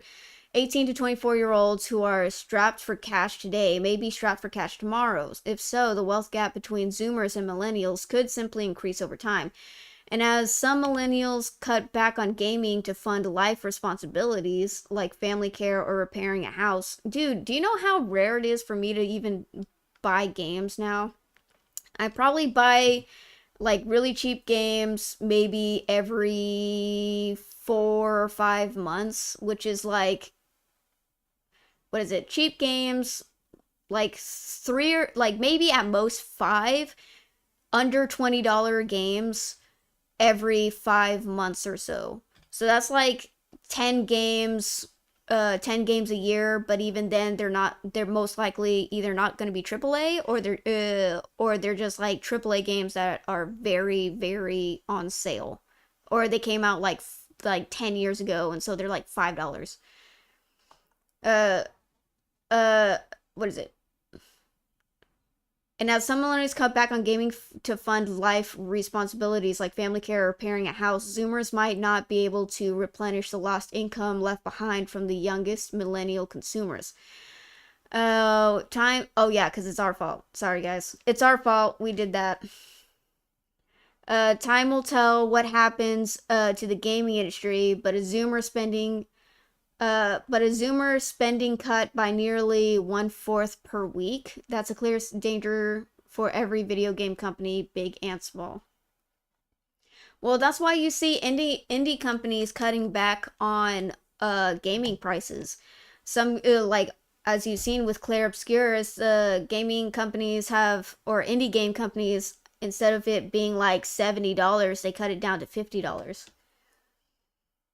Uh Oh, hi, Saviel X. I don't get why people are so willing to move in big cities. You can either get a remote job or live right beside a big town. I don't know. People like to. Okay, so people like to live in big cities because there's more to do. There's like an axe throwing, uh, warehouse, like where you throw axes. You can also like go to movie theaters. You can go to blazer tag, and you can go like you have a little mini racetrack. There's like mini golf. Like there's more to do in the city. And it's like, I don't know. I don't like cities. I don't even like Austin. I live in Texas and I don't like Austin. the roads are so confusing. But there are things to do in Austin that you wouldn't really expect to do. But it's like it's just more availability. That's why a lot of people go to cities. But of course, I don't know if you want to equate Austin to like New York because I feel like those are like two different types of cities. I don't know. By the way, did you read my last comments before I left? I was curious to know what you thought on them. Hold on. Wait, what? I understand why many players still use Game Pass, but I'm getting sick and tired of seeing Game Pass get so much marketing and focus to the point where I'm hating that service as a whole. I mean, I think Game Pass is good for people who are on a budget and they can't afford buying AAA games left and right. I think it's a good alternative besides Steam. Because Steam's always on. There's always sales going on Steam. Speaking of spending so much money on microtransactions, someone literally spent over $32,000 on NBA 2K25, 2025, I guess. Which definitely proves that microtransactions is a terrible addiction. Yep. Speaking of video game addictions, microtransactions is like a cocaine heroin addiction while playing and enjoying the hell out of a game for the game as a whole. Collecting real physical games or a bit of both is a huge positive addiction, in my opinion. Buy now and pay later, you mean like Klarna? I think so. I think Klarna is like a big contributor to that. What did I miss? Is Lady Reaver the new? Oh my. This is one of the few benefits of owning an Xbox One. The physical games there are at times lower than on other platforms. I really think that gaming studios need to go back to, I think gaming studios need to go back to physical. I'm getting sick and tired of this, of them acting like they're saving money by not making physical copies. They need to go back to making physical copies.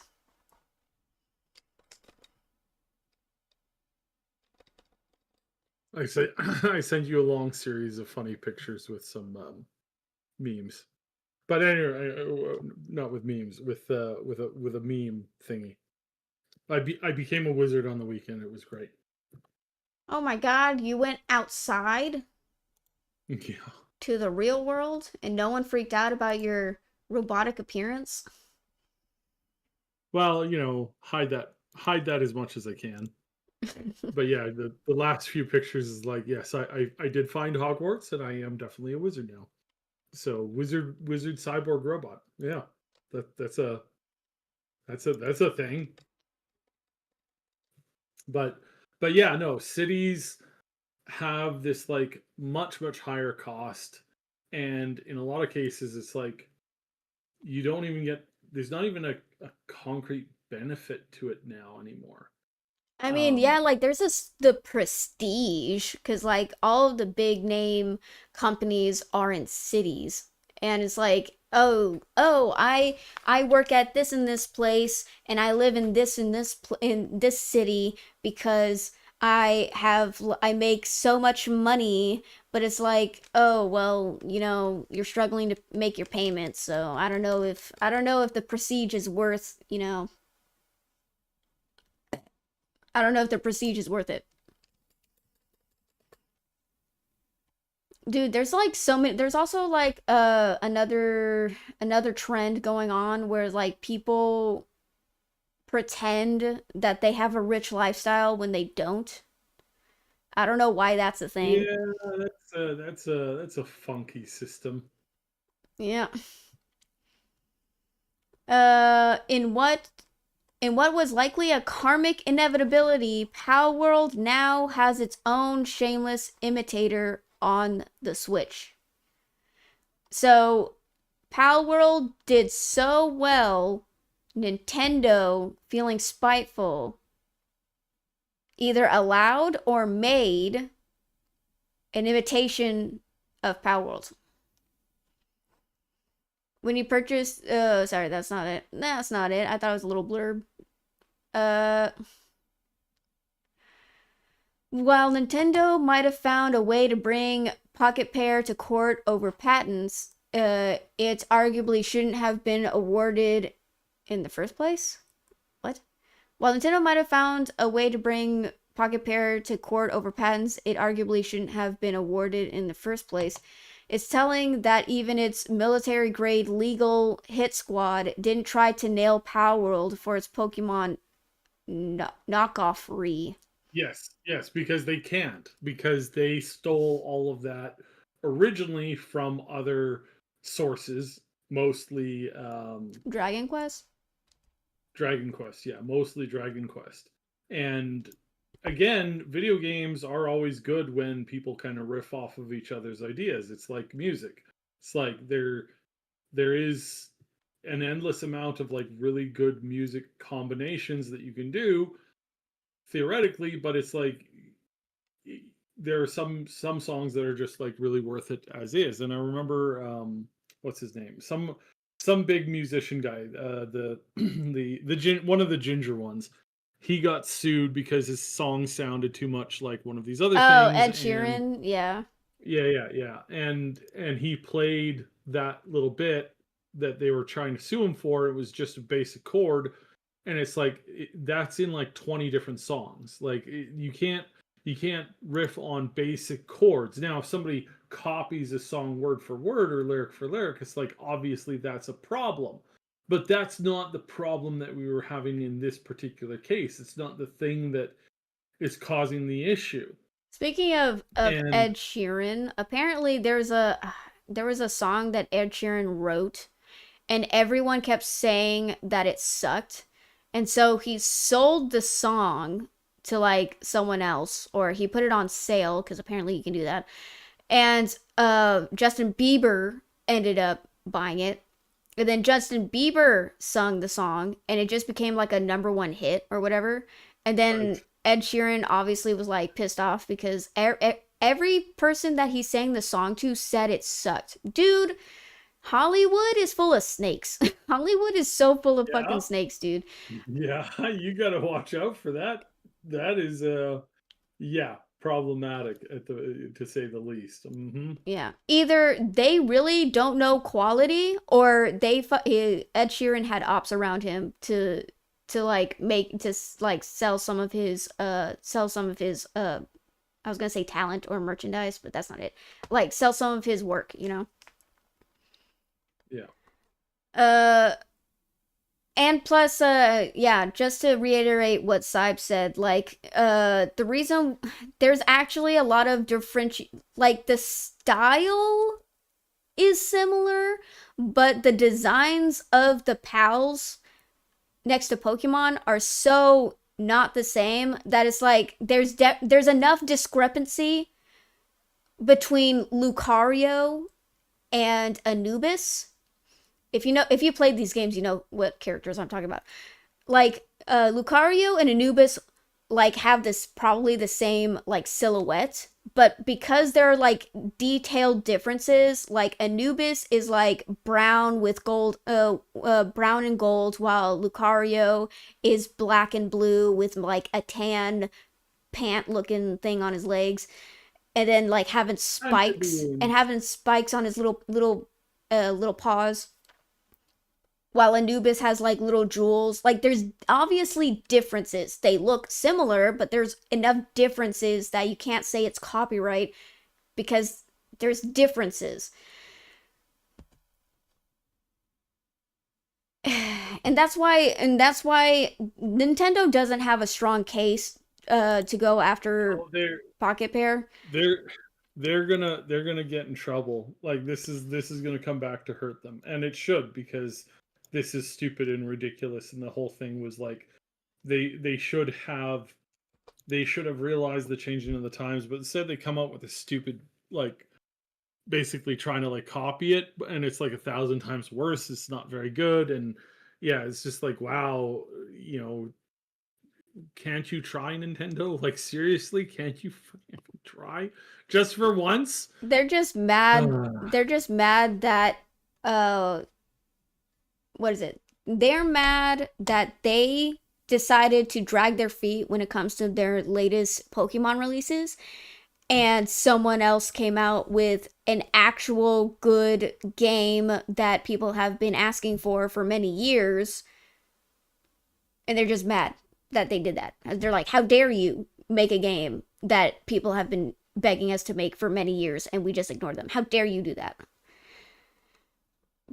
Because they just want to have they want to have like a tight grip on the whole monster, what do you call it, monster collecting genre, monster hunting genre. It's not monster hunting, like like like pocket friends genre, like where you collect monsters and stuff. They couldn't go after Digimon because apparently Digimon was so different compared to Pokemon that technically it wouldn't have, it wouldn't have like resulted in a lawsuit because there's enough differences between the two. But I bet they were thinking about it. I bet they were thinking about it. They're like, could we still sue Digimon? What is it? But while I'll defend Palworld's legal right to pretend Dino Som isn't just Lilligant's flower and Meganium's face stapled to a green Gudra body, that doesn't make it any less grimy. Okay, now I have to look this up because I don't know what the hell those are.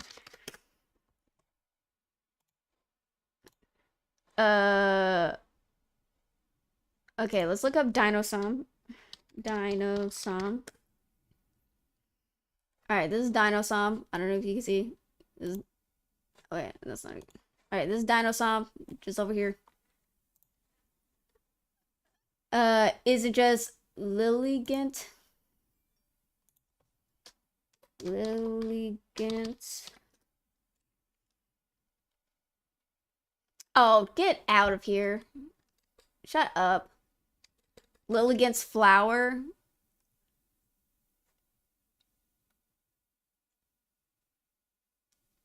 That's a totally different flower. Shut up.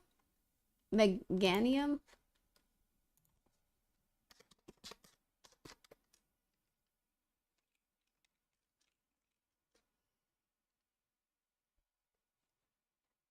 Shut up. Their body type's different. Shut up. Get out of here.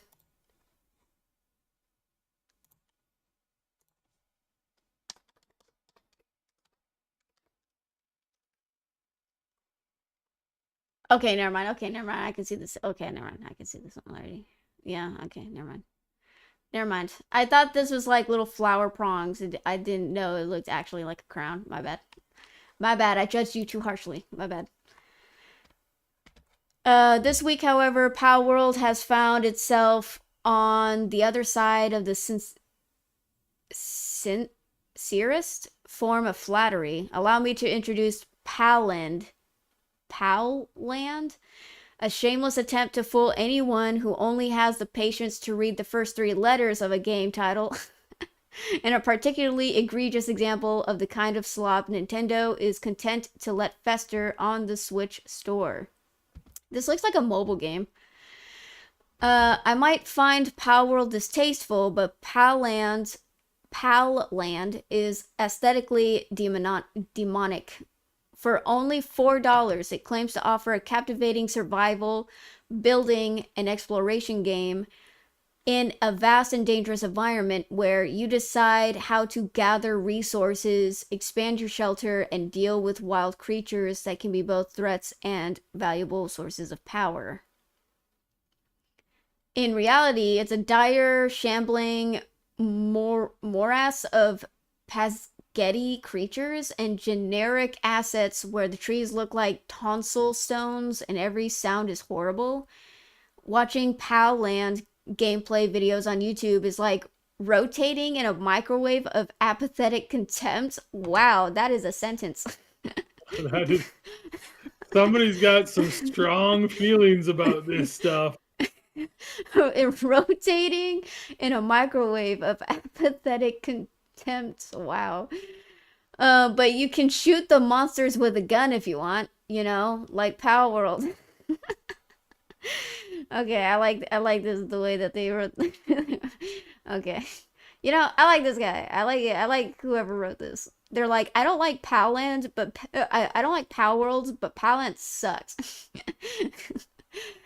Notably, however, it doesn't look like you can capture any creatures in ball-shaped objects, which spares Powland from entering the same legal hot water that Pow World was dunk tanked into in Nintendo's patent suit.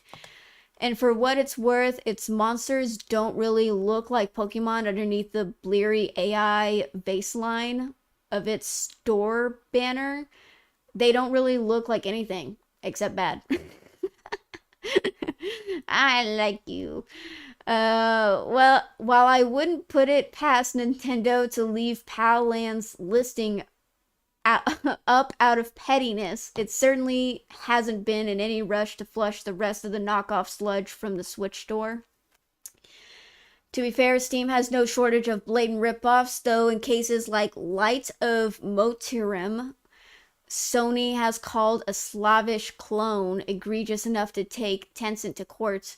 Oh, Light of Motirim is very similar to it's not Log Horizon. It's not Horizon Until Dawn. Uh fuck. What is that one with Aloy, whatever the fuck her name is, that Sony made. Uh, Horizon Zero Dawn. yeah, Horizon Zero Dawn. There you go. uh, Light of Motirum is like similar to Horizon Zero Dawn, except that the characters are more attractive and it has like more Souls-like gameplay. Well, that's fine. I'm okay with that. Which Sony has called a Slavish clone egregious enough to take Tencent to court. They can sometimes be shamed into straightening out their act, I guess. Uh, Lincoln, I like you, Lincoln. You're very funny. Lincoln Carpenter. Good article, good article. That was funny. Also my theory of Lady being a descendant of Lucifer and Lilith true, because if it is, that explains so much about her rants. What does that have to do with Lilith and Lucifer? What does that have to do with Lilith and Lucifer? What does that have to do with that?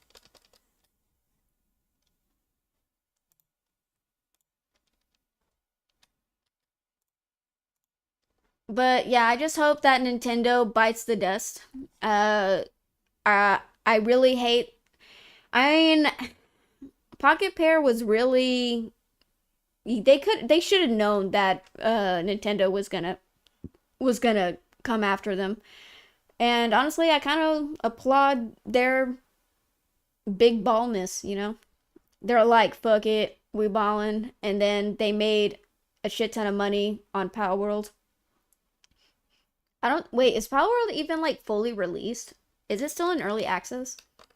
I think it's still in early access. Damn, they made a shit ton of money and it's only in early access. I mean, they're still making updates to it.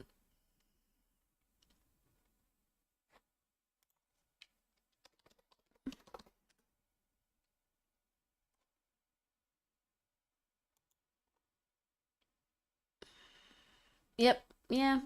It's still in early access.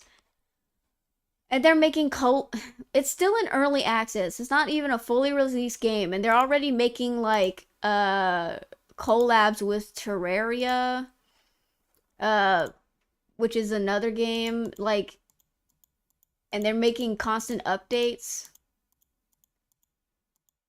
I'm still questioning why they made a dating sim with pals and not with the sexy trainers of the pals, but that's just me, I guess.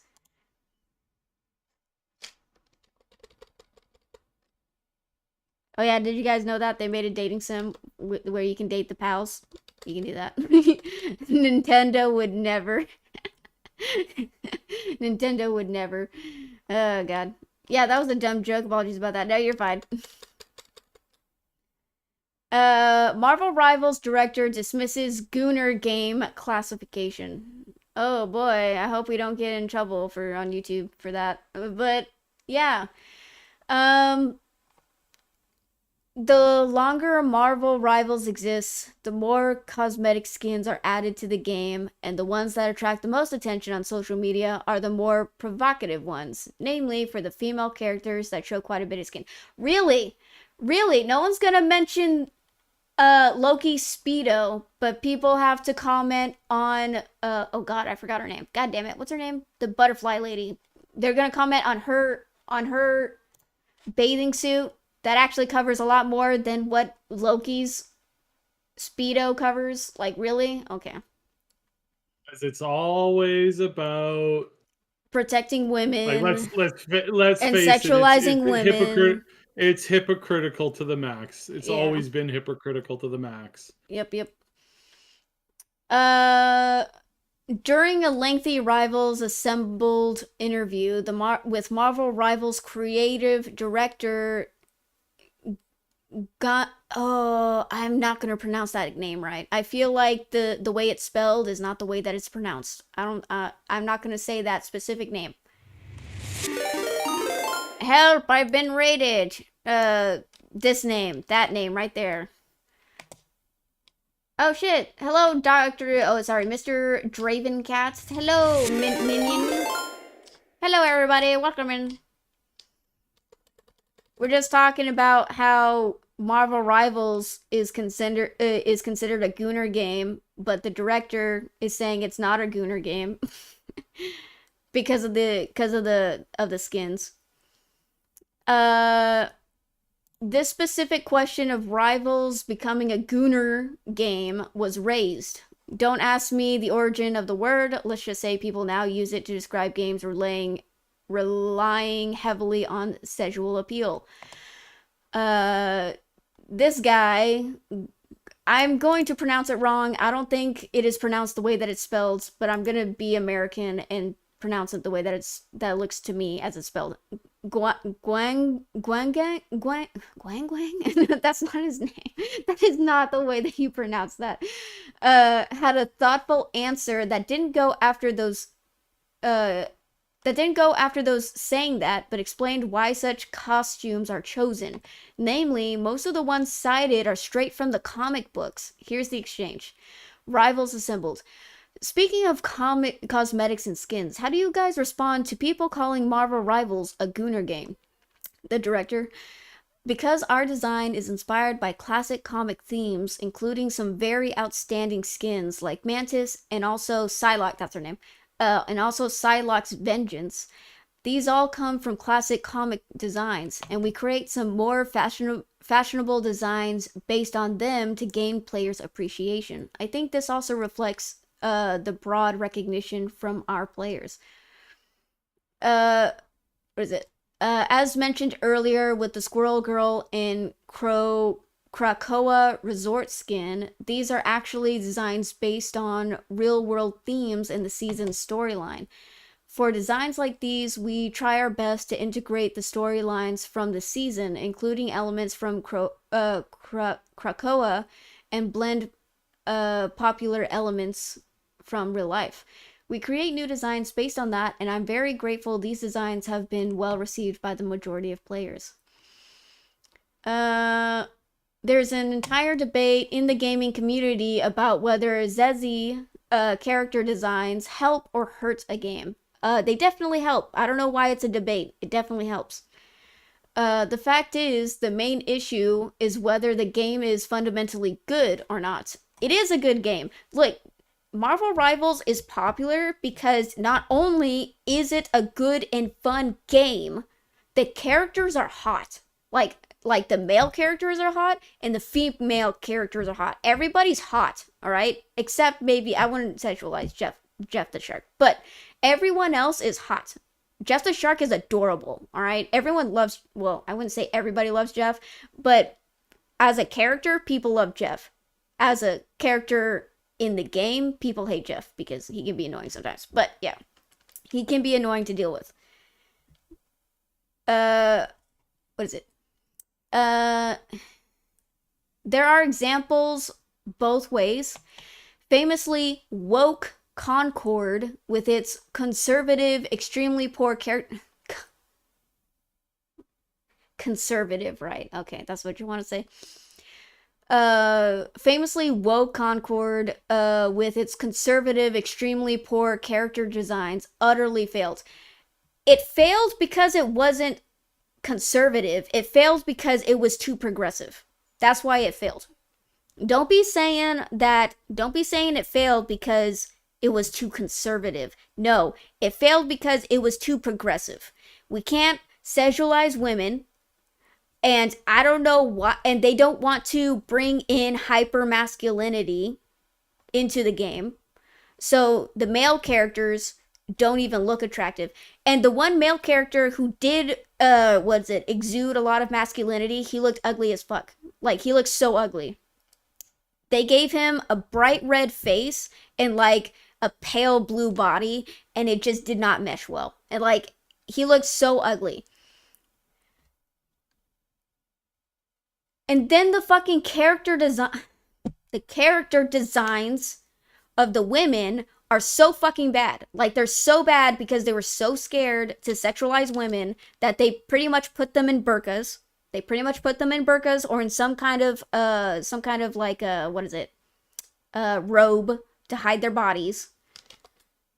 And then the one person who had like a cutesy outfit with like booty shorts and like a crop top was a fucking furry that didn't even look attractive. It wasn't even a proper furry. Like, it was like the most ugly furry I've ever seen, and which is like kind of like crazy to even admit. Like, the way that the furry chick was designed was so unattractive. Like, they leaned into the hyper realism so much that the furry character looked fucking ugly. Like, let me pull up examples. Let me pull up an example because you guys need to see this. I know I keep ragging on the furry design, but they also did it with Avowed. They also did that with Avowed. Avowed's furry design was fucking ugly too. Concord furry girl.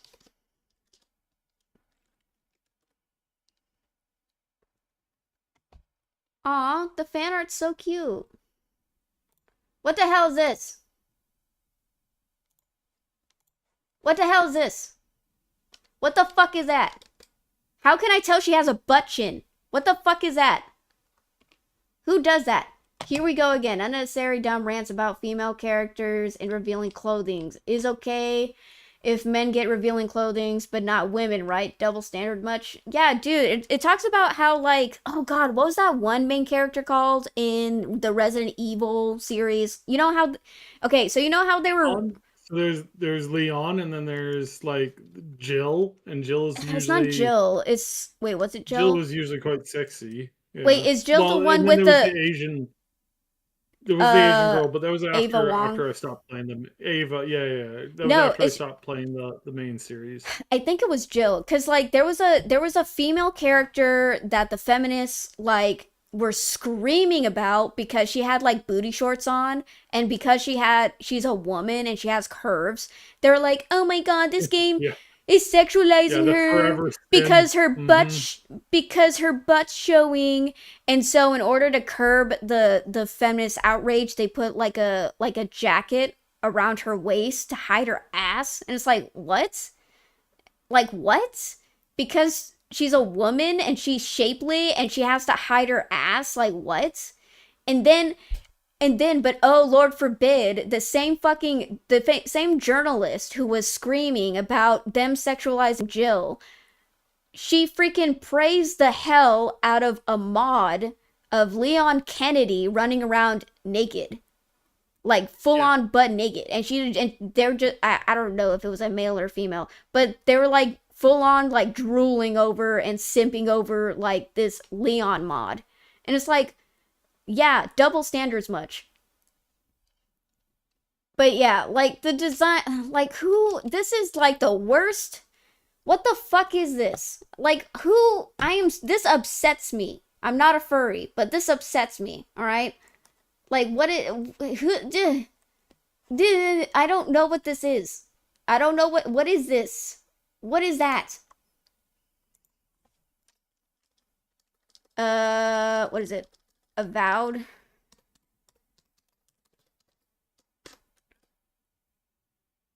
What the hell is this? We're going after Avowed now. What the hell is this? What is that?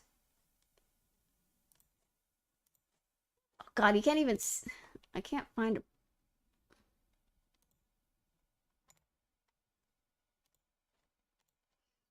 Ugh, God, ugh, even I don't like it. I don't like this. I don't like this. And they're like 3 feet tall. These like little creature things. What is this design? On one side of her shoulder, there's like leopard spots, and on the other, it's like tabby stripes. What the fuck is this design? And she has like spots all over her face. What is this? This upsets me. This upsets me so much. Like, what is Character is it? this is from About? This is one of the side characters you meet. This character is Oh yeah. Well, okay. Yes, every character in Avowed does upset me as well. Yes, this is highly accurate. like no, don't get me wrong. Technically, she's more attractive than Concord, the Concord furry chick.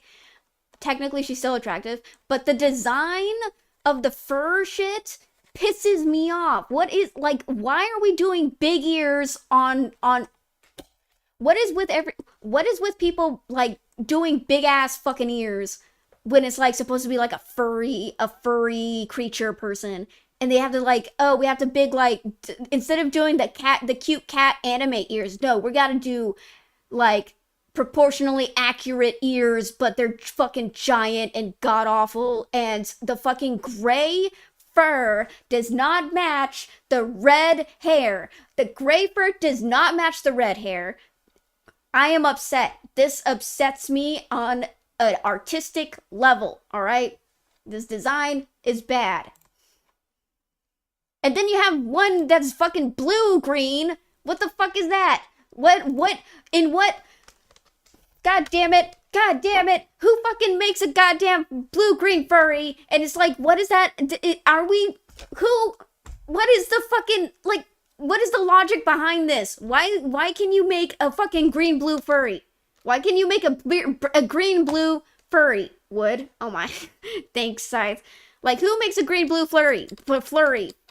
God damn it. Like, is he part fish person? Is that why he's blue? Probably. Ew. Look at this. Oh my God. Ew. Ew, Saib. What is that? What is that?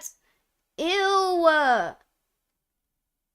That is somebody who was told that furries were popular, and yet they don't know the first thing about what makes a furry actually popular or actually interesting or actually anything for that matter. It is the again, it's like just this I don't know how to phrase this. It's this insanity level of stupidity that says, "Oh yeah, no, we know what you want, but we have no conception of what's actually attractive." Or the war on beauty. Like it is the war on things that are beautiful. I don't know how or why or in what shape or form this has come down to, but this is where we're at. This is You know, the level of disturbing do, weird shit that do you you know get. do you know what I think this is? I think this is like a hyper realistic form of what a furry is. A hyper realistic. Hyper realistic. And then we have the fantasy version where it's literally just like fucking bipedal bipedal wolves, cat girl, cats, peoples, whatever. Cuz because it also reminds me of the debate of like werewolf designs, because that's what this reminds me of, is like a furry faced Yeah, person. it's a bad werewolf design, like Yeah, it's like, 100%. oh, it's realistic. We just have like a furry faced person, and I was like, no, you need to fucking do it like this. Van Helsing werewolf. You need to do it like this. This is what a werewolf looks like. It's scary. Oh, it's too small. God damn it. Okay, I was like, please don't show anything inappropriate. God damn it, why is it so fucking small? But do you know what I mean? Like, humanoid body, but it has like the head of a wolf. This is scary. I don't know if you guys can see that. Ooh, I really like Yeah. how they had multiple different designs for the different werewolves in the movie. But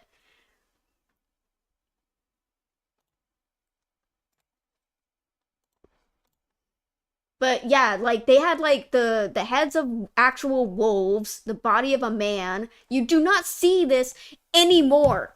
And that makes me so mad. Everyone is so trying to be realistic with the werewolves design that they're just a man who has fangs and claws and go grr, that's it. And I'm like, that's not fucking scary. Fucking make him like that, where he has the fucking face of a beast and like the fucking body of a human, and it's fucking scary because he's fucking huge and he can rip you apart. That's what's scary about werewolves. I don't want to be like a dinky ass man with claws and fucking fangs. Like, that's stupid. That's not really scary. I want like actual bestial, like, oh my god, he's gonna fucking eat me. Like, do you know what I mean? Like, I'm also I was gonna get ready to prime up of like how vampires are making a comeback this year, because there have been so many fucking vampire movies that came out recently that actually put the fear of God of vampires back into the media, you know? What is it? What is it? Nosferatu. Nosferatu came out. That was such a good fucking movie. Oh, it was so good. It was so creepy. I loved it. It was like a dark romance, gothic, like thriller movie. It was so good. And it just like puts the fear into you because of like the what is it? The mystical nature of this ancient being. And then you have like Sinners. Sinners came out. And that was like kind of a thriller. It was kind of scary in the fact that like this is a an you can tell he's an old creature that's been around, and he expects you to do what he wants because he has been around for so long. He doesn't fathom that people don't like, he doesn't understand why people would even want to fight him, because he's just going to take it anyways. He's just that powerful. He's just that strong. Like, it's just, I feel like there's like a comeback for the traditional monsters, and it's just like I and the designs, well, you can't really do anything much with vampires. Like, sometimes they're more monstrous in form, like you see in Van Helsing, but other times they're just like a regular human with like glowing eyes and fangs and stuff. But I think I think Sinners did a good job building tension with how creepy the antagonist can be. And it was creepy in the sense that like he was very whimsical, which is like a weird, it's like a weird description for it, but it's true. Like, he's just whimsical in his destruction. Like, that's just like, and it's like that fits so well for like an antagonist. Like, he just revels in what he does. And that's kind of scary because it just like, you're taking these people's lives, you're taking away technically their free will, and he just revels in it. Because like, he obviously has his own perspective of on everything. He thinks he's like helping, but it's like, no, you're not. You're like taking away their humanity, their soul. They're like trapped, and it's like, but he just loves it. And it's like, yeah, it's just, I feel like a lot of like old horror movie characters are starting to like make a comeback. I don't know Oh. Speaking of, I was gonna say, like, I don't know if Frankenstein's gonna make a comeback, but guess who's making a fucking Frankenstein story? Guess who's making a Frankenstein movie? Guillermo del Toro. Guillermo del Toro is making a Frankenstein movie. Hopefully that'll be good and It looks not so good. terrible. It looks so good. It looks like it's gonna follow the novels, and I'm so excited. Like the actual novel, I'm so excited. I'm so excited. Hey, vampires better be talking about Celine. Oh my. Hi, Gwen. Welcome in. Uh, if I remember correctly, didn't Mass Effect Legendary Edition censor Miranda's butt? And yet the same person who complained that scene being on the OG game also praised Ghost of Tsushima butt hot bath scene. Wow. Yeah, the double standard is fucking crazy, guys. Uh, this is making me think of like the woman's gaze. Like, don't sexualize me, but we can sexualize men. Like, there's the men's gaze and then there's the woman's gaze. That's what this feels like. It's just a back and forth. Anyways, we're just talking about like good character designs and stuff like that, especially in like we're talking about good furry designs and Avowed and Concord furry designs compared to like more actual furry designs. And then we're talking about like, we're talking about also like werewolves and monsters because the fucking Avowed furries look like dumbass wolfmen and not like the actual cool wolfmen with like actual wolf faces, but whatever. Anyways, and then we started talking about horror movies, but I'm sorry. I went on a huge rant. But anyways, what were we? Oh yeah, they said that famously woke Concord with its conservative, extremely poor character designs utterly failed. And I was like, don't say it's conservative, it's progressive. The reason why it failed is because it was so progressive that they didn't want to show any type of sexualization of the female body, and they didn't want to put any type of masculinity in the game either. So all the characters were like bland and unattractive. The hot heroine Eve was the star of the successful Stellar Blade, but the first descendant, which has leaned heavily into these character designs, is still trucking along, but is at anywhere from 90 to 95% down from its peak. That's because, yeah, the character designs are really pretty and hot, but the game itself is literally just a grind fest. And it's like very boring. It's like very repetitive, and no one wants to fucking play that game. Or there was some interest, but then it just petered out. The general sense is that Marvel Rivals is a fundamentally good game, yes, and it would be good with or without these skins, albeit it's almost certain they sell better than most.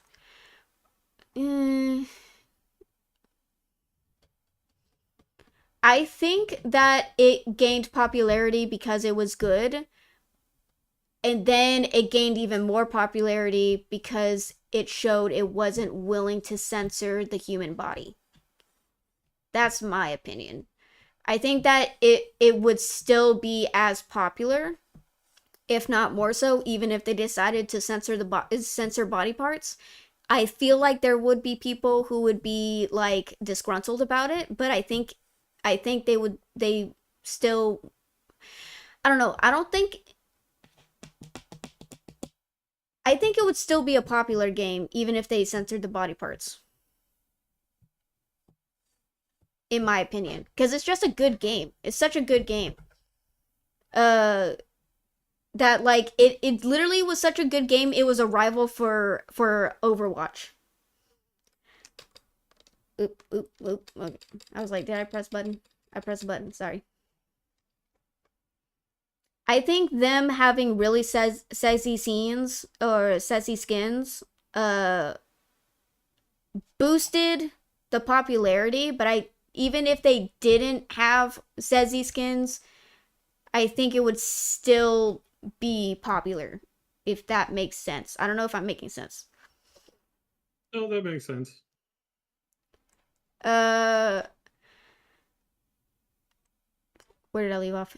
Uh, Rivals is still topping 120,000 players a night on Steam alone, and its monthly character churn is keeping people occupied who may otherwise dip out. Oh, that's cute. That's a cute bathing suit. Oh, that's a cute bathing suit. Ooh, that's cute. Okay.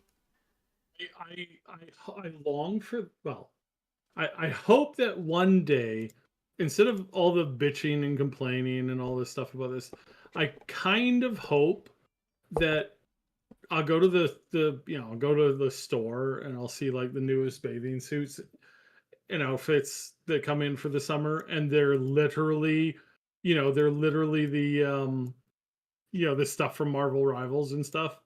It's like that would be kind of nice. That'd be kind of cool to have that. Maybe, I don't know. Yeah. Just thinking out loud. Oh my god, Lord forbid women want to wear cute outfits and look hot and sexy. Lord forbid. Uh, the entire Gooner versus woke debate remains rather pointless, as the main point is that a game has to be quality enough to retain players, and going one way or the other isn't going to flip the success switch. I do not expect Marvel Rivals to change anything from here, nor should they really. Well, that was a good article. I like that. Very, very neutral. Paul Tassi, very neutral. Like it. Oops. No, don't look at the behind the scenes. No. Not the behind the scenes.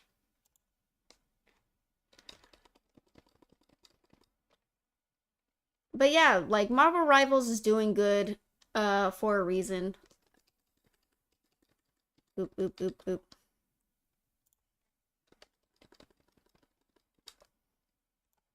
They know how to sell their assets, as it were. They know how to sell their products. And honestly, apparently they're selling them for like a reasonable price. So can't get too mad. They're not over egregious with their microtransactions, and the designs are actually really decent. So I literally stopped myself from shelling out money to buy skins because the designs are so good. Oh my god, the freaking like blood warrior design for Adam Warlock, where he like wears this golden mask and like a red robe, and it looks so beautiful. The design's so good. But enough simping. Now we get cereal.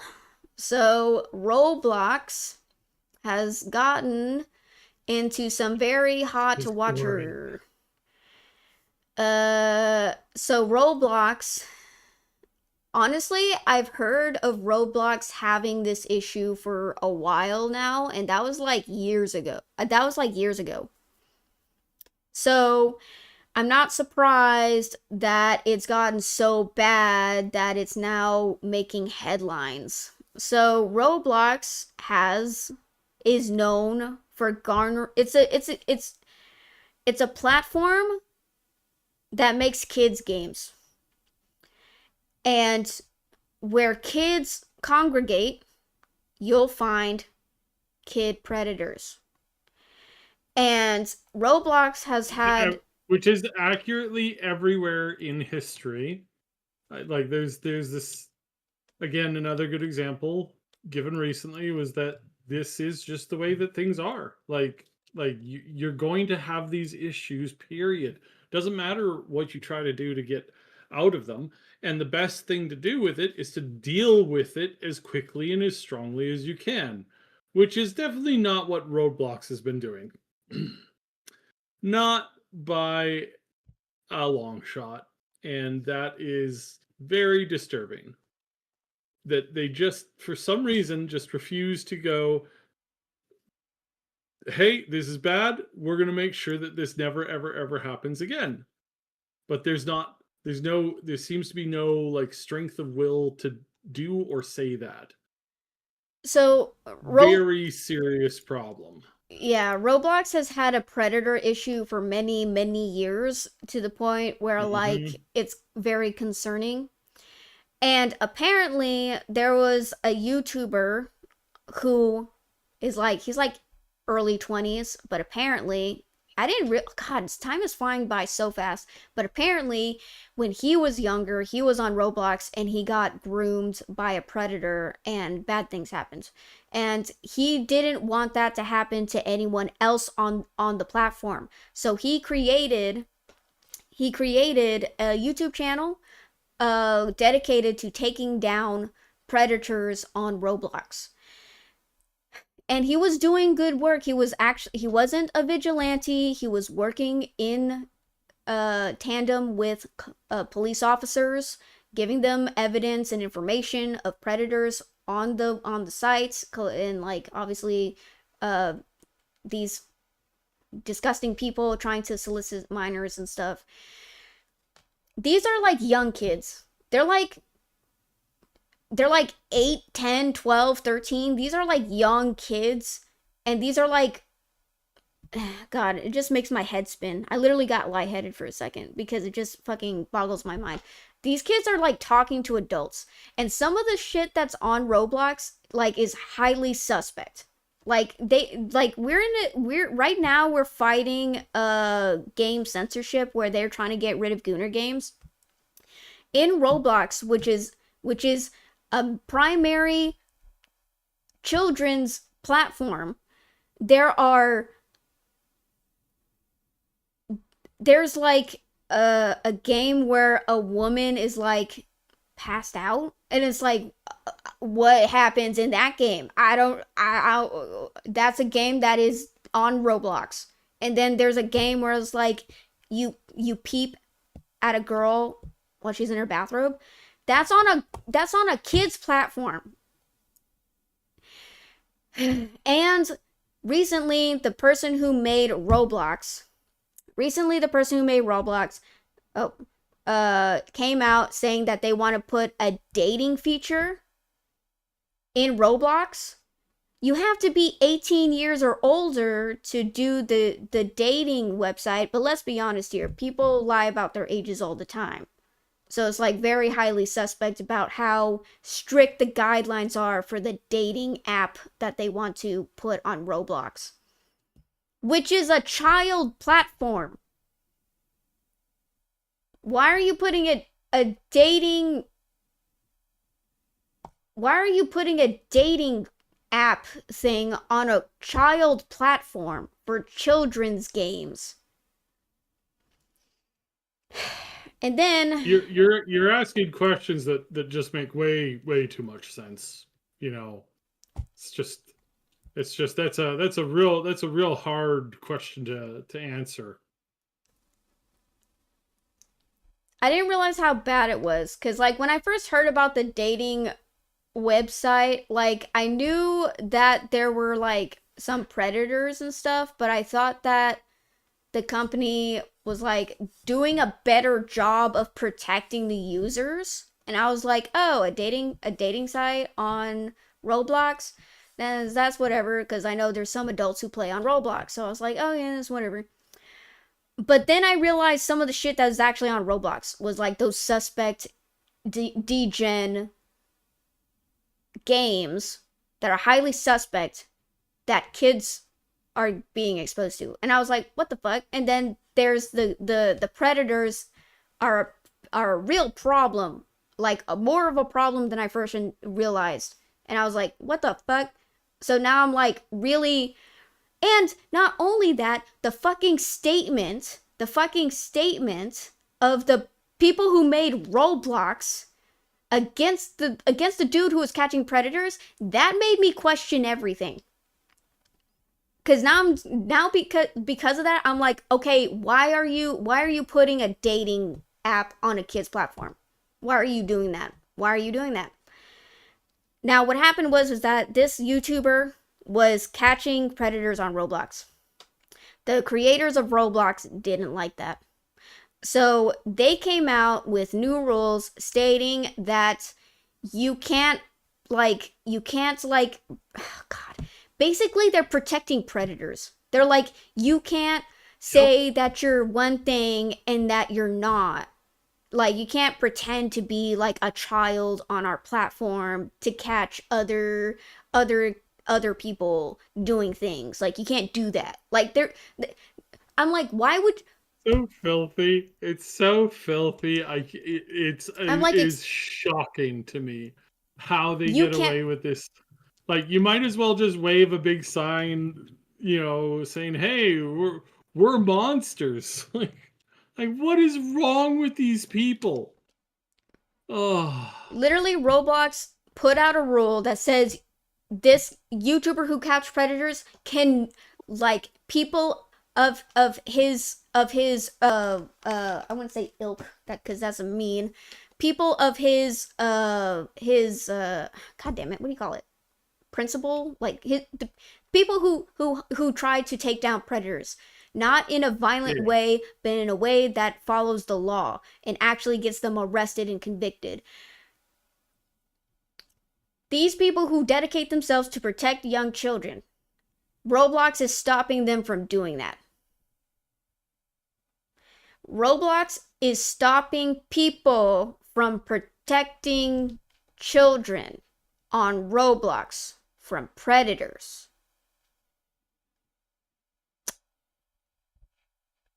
And then it garnered headlines. And then it garnered headlines because it was a public statement that they made, and they thought that this was going to go well.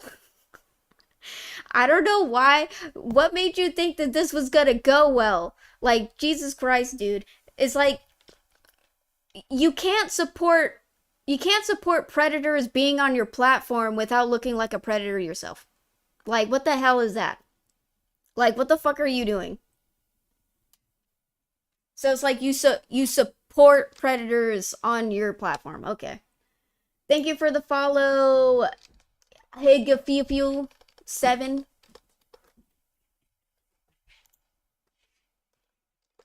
Uh, but yeah, like, it's I don't understand why they thought that that was a good idea. Obviously, it was me mount. What you think about it? My cat's thinking about jumping on my TV, and it's a very thin flat screen TV. Please don't do that. Please don't do that.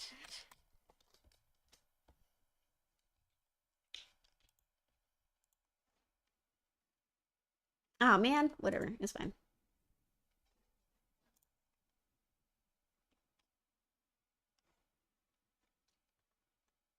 Sorry, I'm getting distracted.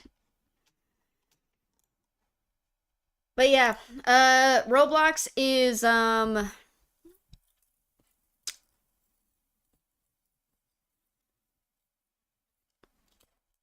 this is like, this just puts into a perspective because Collective Shout is so determined to shut down Gooner games, as it were, to protect the children. Yet we have Roblox doing the most heinous shit, and Collective Shout's oddly quiet. Uh, MasterCard and Visa are awfully quiet. And these are the same people who support cuties and OnlyFans.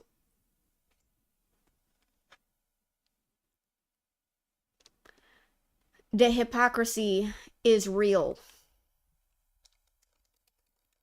I don't know if they're looking to do any like legal action. I just hope that Roblox goes out of business and all of the predators involved goes to prison permanently. I know, right? We as adults are responsible for kids. Kids are the future of our society. I hope and pray that every child who suffered because of them get the closure that they deserve. For real. Like, goddamn, dude.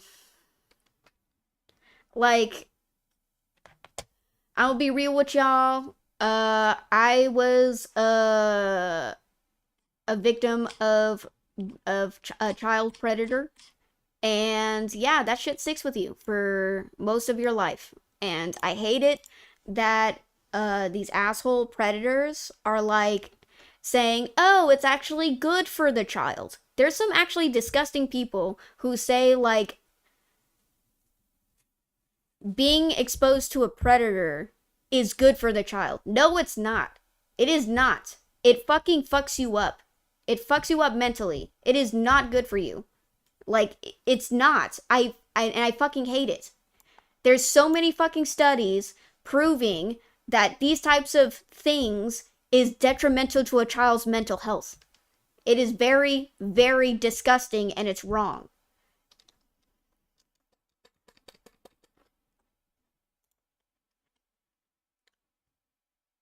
But I know that this is a heavy subject, so I'm just going to move on to the next subject. I don't know if they're planning to do anything about Roblox, but obviously it's a big issue. Moving on to the next subject. Borderlands 4 is a commentary on fascism and modern day politics. Of course it is, because that makes so much sense for it to be. And there's all give me a break. Give me a break. Oh my goodness. It's not he's trying to get some level of like clout for some reason. Yep.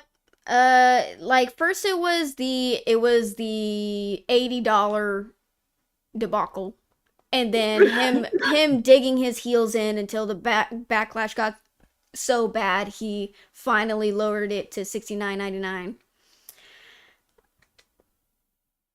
And now this.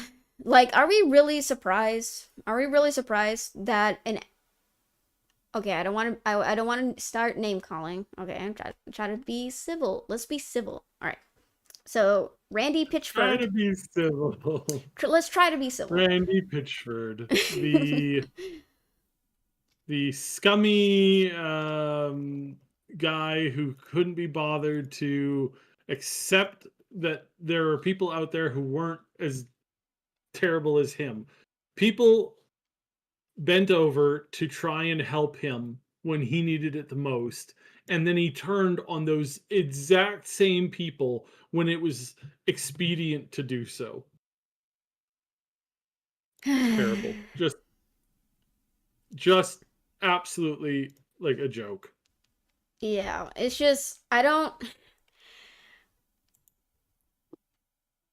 the quality of storytelling for Borderlands has been going down since Borderlands 2, said by a big fan of Borderlands.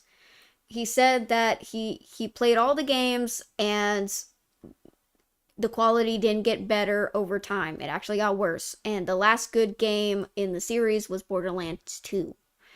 And I believe him. And the fact that Borderlands 4 says that it's returning to its original storyline and like of the original storyline of 2 garnered some hope that maybe it was going to be good. But then the whole thing with Randy Pitchford like wanting to make it $80 because we worked so hard for this game, it has to be $80 because our team worked so hard for it. And then him getting butthurt when people are like, we don't want to pay $80 for your game, that's probably gonna suck. And he was like, how dare you? And then started insulting some people. Or I wouldn't say he insulted some people, but he definitely said some weird things in response to people backlashing on that. And then, yeah, I'm not really surprised that now it's coming out that the story is gonna fucking suck, because apparently, Borderlands 3 was so fucking bad. And I didn't even play the game. I just saw a little bit of it, and it fucking sucked. I could tell. Because, like, Borderlands 3, the main villains of Borderlands 3 were twin influencers. And guess what? The brother was the bad guy.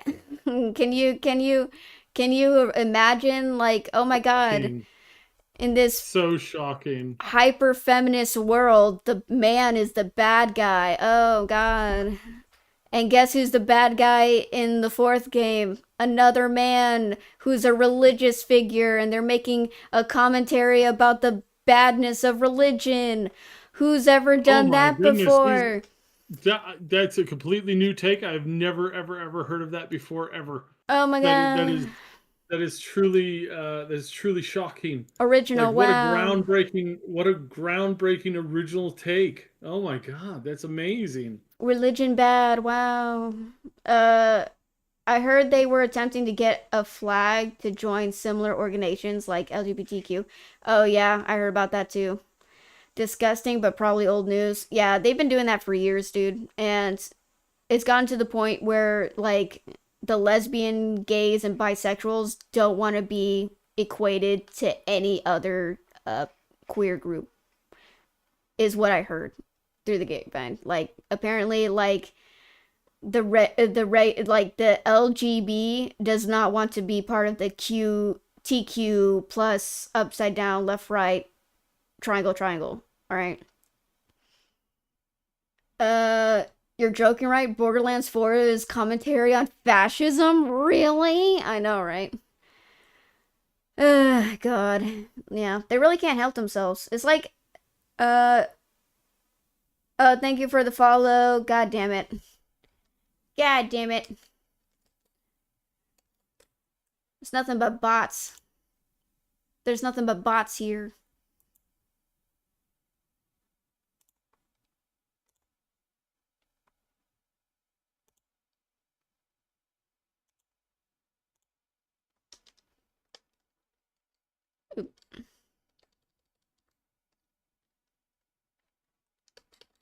Anyways, I've never played Borderlands 4, but I do know that Borderlands 3 was really fucking bad. And then guess who? Guess who was the hero? Guess who was the hero of Borderlands 3? Not one, not two, but three girl bosses were the hero of Borderlands 3. Oh my god. And apparently the girl who is the key to everything was very annoying in Borderlands 3, which is Yeah, because it's always that. It's like yeah. She wasn't cute. She wasn't likable. She was just annoying cuz she's like a preteen who fucking thinks she knows better than a fucking woman who's been alive for like 100 years. Like, it's just whatever. Okay, but yeah, I don't know what they're gonna. Wait, never mind. I was gonna say I don't know what they're gonna do for the next game. They're probably gonna make the siren in the fourth Borderlands be like the main character out of everybody, and like she's somehow like very essential to the plot, or some other woman's very essential to the plot, or maybe that one lady with the golden skin and white hair, maybe she's essential to the plot because she has tits, so she's probably very essential to the plot. And the bad guy's obviously a bad what is it, a bad male religious figure. And guess who's also making a game about religion who has a male religious figure being the bad guy? Galactus, Glacial fucking Exodus. God damn it. What is that? What's that new Naughty Dog game that's coming out? I Galactus. I I don't know because I don't care about it. That it's that bad that I could not give a rip about it. I really It is shocking to me that they're trying that they're actually like pulling that off.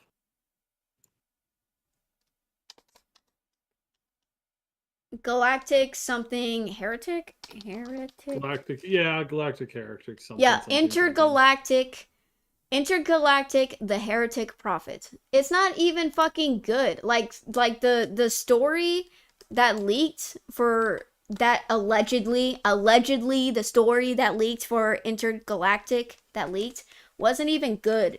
It was like a Oh no, man it's god awful. a man who thinks he's a prophet, but he's just like confused about like his he's like the leader of a alien race, and they just think he's a prophet, but he's not really a prophet. It's just like he just thinks he is, and just like fucking cult behavior. And it's like it could have been interesting, but this is Neil Druckmann we're talking about, who's behind this project, so it's probably not that good. Yeah. It's probably not that good. Garbage, garbage human being. But yeah, Borderlands 4 is gonna suck. I mean, I'm not. I was hoping it'd be good, but I'm really not surprised. I'm really not surprised that it's gonna suck. What the fuck? I can I read this fucking article, please? Okay. Ex Sony boss on game budgets. Unless you're Rockstar, don't expect to sell 25 million units. All right, let's talk about game budgets. All right. Oh wait, I think I. Ooh. Let's talk about game budgets and how AAA games overpay for mediocrity. What is it? What is it? Boop, boop, boop. Ex-PlayStation Studios boss Sean Layden cautions game devs and publishers big that spend big on game budgets and rely solely on raw unit sales to make profit. TLDR, former PlayStation boss Sean Layden warns publishers against greenlighting 200 million plus game budgets due to rising development costs and tight profit margins. Only top tier studios like Rockstar can expect massive sales to justify such expenses. He also highlights the challenges of maintaining $60 price points and increasing production costs. Let's get into the details. Former PlayStation boss, Sean Layden has a word of warning to publishers who greenlight expensive game budgets. Thanks to inflation and complexity, games are more expensive to make now than they've ever been. Not really. Not really. We have Baldur's Gate 3 and Clair Obscur that have very small budgets and they made it back tenfold. So I don't really believe that. What is it? Competition is fierce and a miss competition is fierce and a miss on a big budget game can lead to substantial write-offs and studio closures, which is exactly what happened to PlayStation's failed Concord and game developer Firewalk Studios. In a recent interview with GamesIndustry.biz, former PlayStation Studios chairman Sean Layden, cautions devs to reel back high $200 million plus budgets because odds are the devs may not be able to make a profit. The budgets really aren't feasible unless the teams are in the caliber of a dev like Rockstar Games who can sell 25 million copies easy. Why are they making it seem like talent is so hard to find? That's what I'm getting from this. They're making it seem like talent is like so hard to find, and it's really frustrating. It's really frustrating. They have all this fucking money and they don't even know what to do with it. They're like, wow, I don't understand why our shitty ass games are failing. I'm no game developer, but I've always believed that how much budget the game has isn't as important as how to use said budget to make the game as best as possible. That's what I'm saying. That's what I'm saying. Like with Clair Obscur and the Baldur's Gate 3, they had like small budgets. I mean, technically Baldur's Gate 3 had like a budget of like 100. Was it 100 million? I'm not sure. I think it's a little less than that. And actually, I'm curious. What was the Baldur's Gate 3?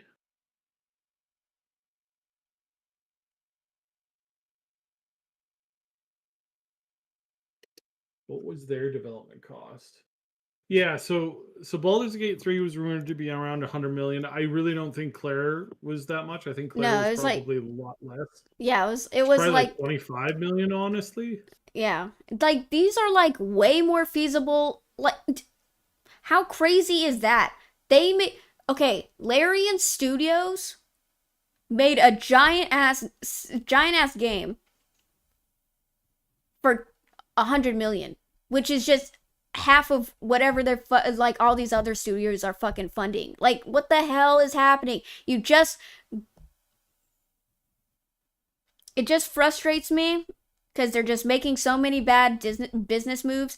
Just grab people with talent, throw a decent sized budget at them, and then just let them fucking work. Like, Jesus Christ. Like, why is this so hard to do? Why is this so fucking hard?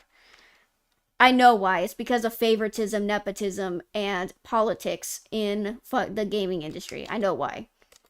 It's just so fucking frustrating. Because literally all you have to do is just find talented people with ideas and then just give them a fucking decent sized budget.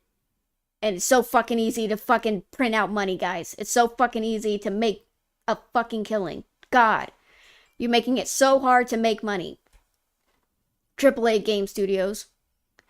For comparison, GTA 5 has shipped over 15 million units worldwide. Oh, whoopsie, I missed the whole thing. The cost of construction is just way too high. If you're going to spend over 200 million to build a game, your margins are super tight unless you can expect to sell 25 million units. Unless you're Rockstar, you should not expect to sell 25 million units, Layden said. For comparison, GTA 5 has shipped over 215 million units worldwide across 3 console gens. The game routinely ships anywhere from 15 to 20 million copies per quarter in the last few years in a row.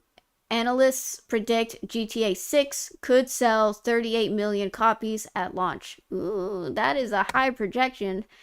I don't know. There's a lot of rumors saying that GTA 6 isn't going to be as raunchy as it was in GTA 5, but we'll see. The former PlayStation boss says that games companies have been trading higher profits for wider reach. The rationale was that raising game prices past $59.99 or $60 would deter purchases. What? Was raising that game prices for this would deter purchases. Don't die. Excuse me, sorry. Instead, publishers kept that price point for multiple generations as the console installed base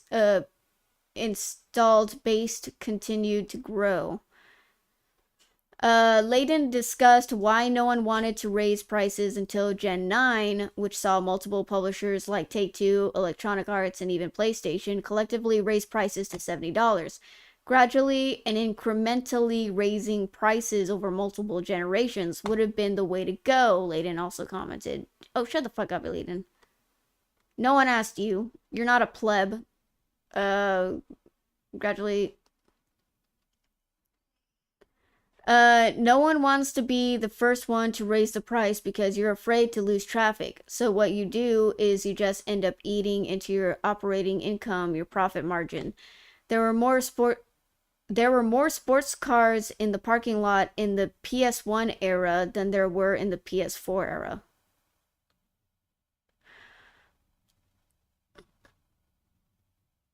What kind of fucking metric is that? Wow, guys, we made so much money. We had so many fucking sports cars in our parking lot. Now we barely see any fucking sports cars in our parking lot. It's so sad. Fuck off with that statement. Like, for real. The fuck did you just say?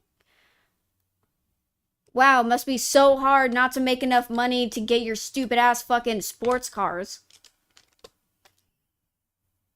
That's because if you're selling 20 million units at $60 for something that only cost you $10 million to make, that's different than selling 20 million units.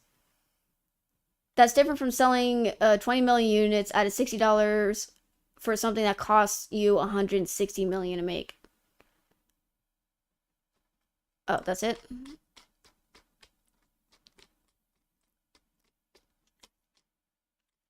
Yeah, sounds about right. Yep, sounds about right. They think that if they just put a shit ton of money, sink a shit ton of money into their projects that it'll just magically make everything better and they'll just make a shit ton of money back? Do they actually know how business works? Do they actually know what the fuck they're doing? Because it I feels don't like they I don't. don't I don't think so. No, I don't think so. Like, this is when you look at Larian pumping out an absolute masterpiece for 100 million. When you look at Claire Obscura coming They out made with a back budget of probably they made back 30 200 million. million. They made back 200 million. And again, it's like, it's not like these things are hard. It's not like these concepts are difficult.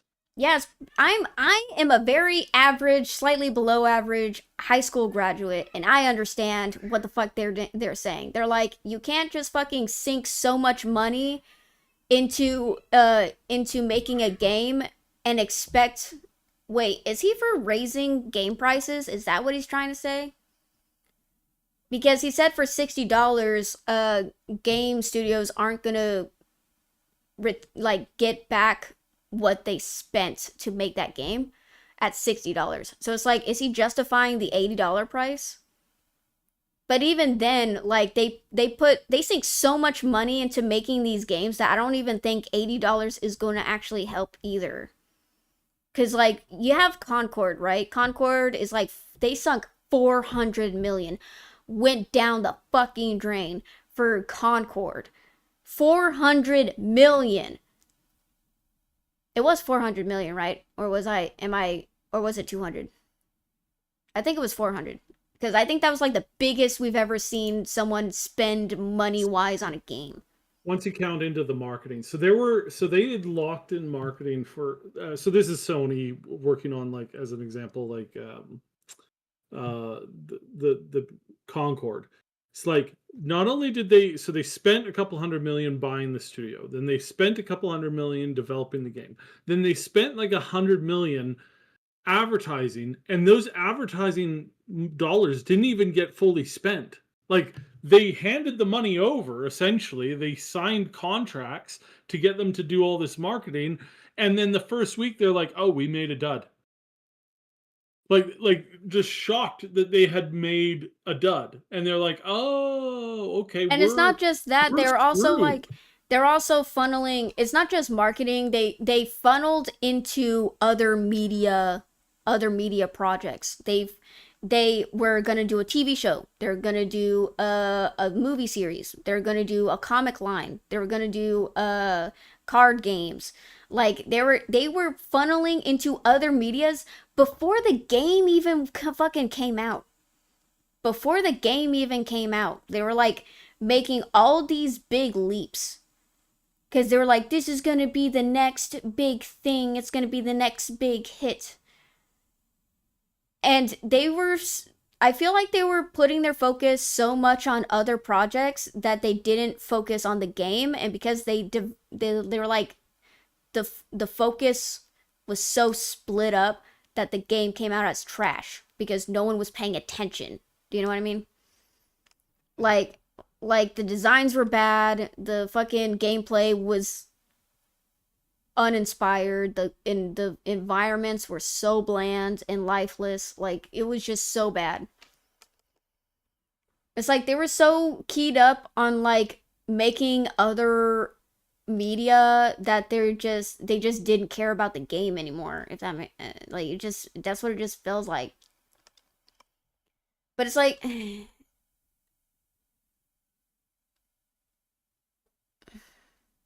they really just don't like games, do they?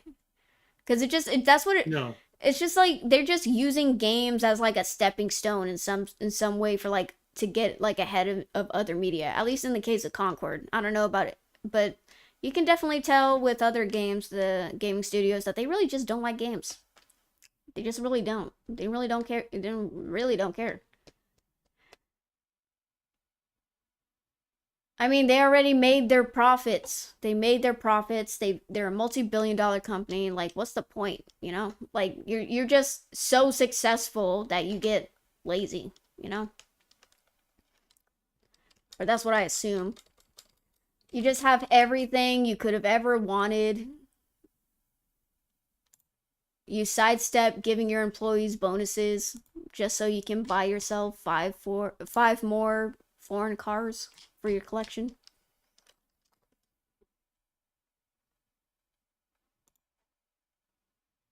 Wait, who did that? Which person did that? I forgot. Was it Randy Pitchford or was it somebody else? Like there was like Fun. what?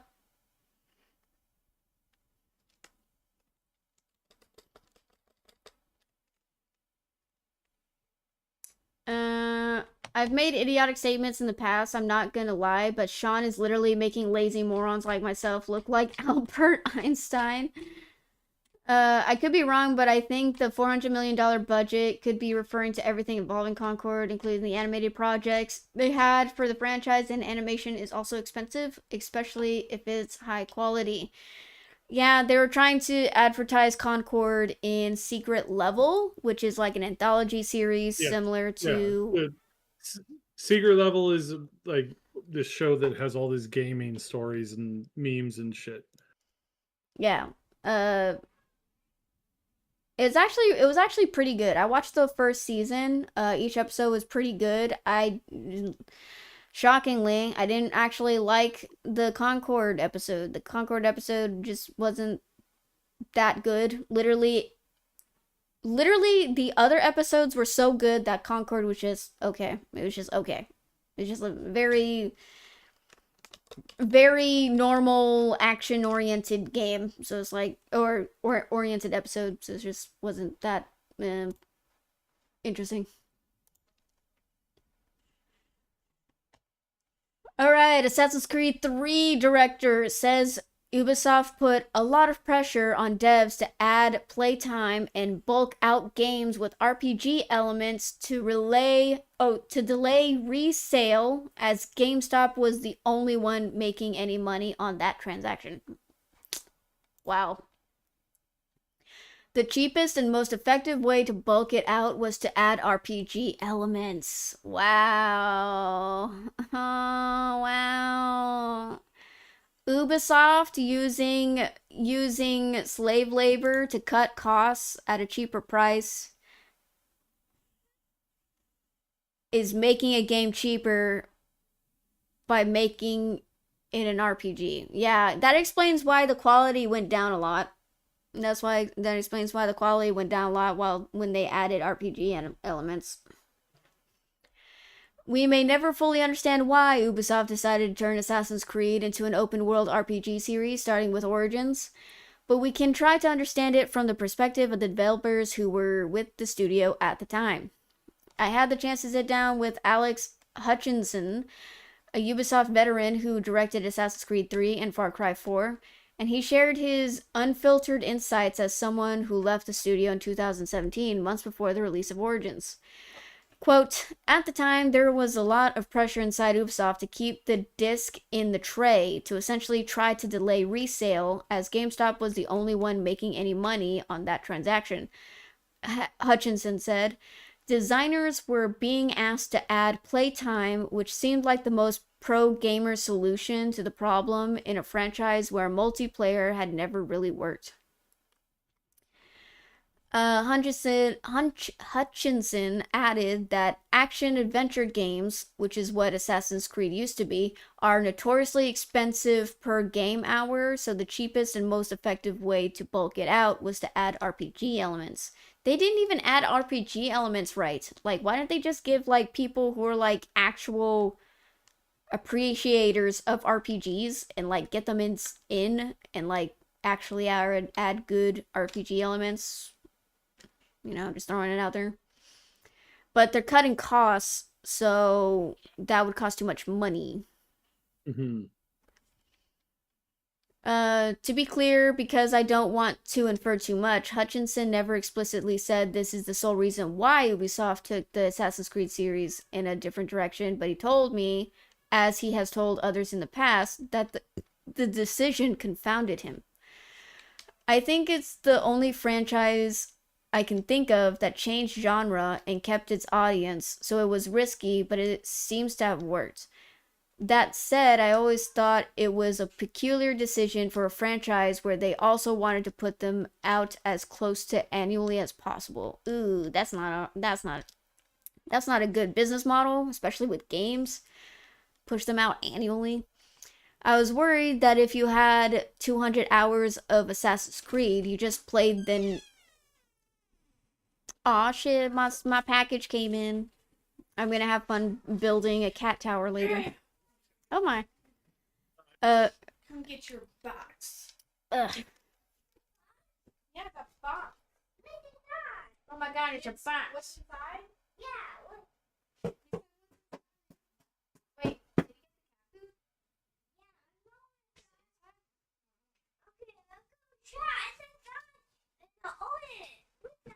I don't think it's in here.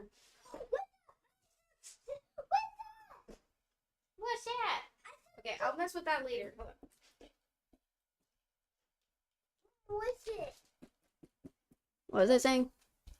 I was worried that if you had 200 hours of Assassin's Creed you just played, then would you really be in the mood for more a year later?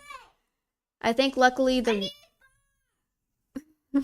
luckily the radical change in setting and often protagonist means it feels more fresh than most Bubs.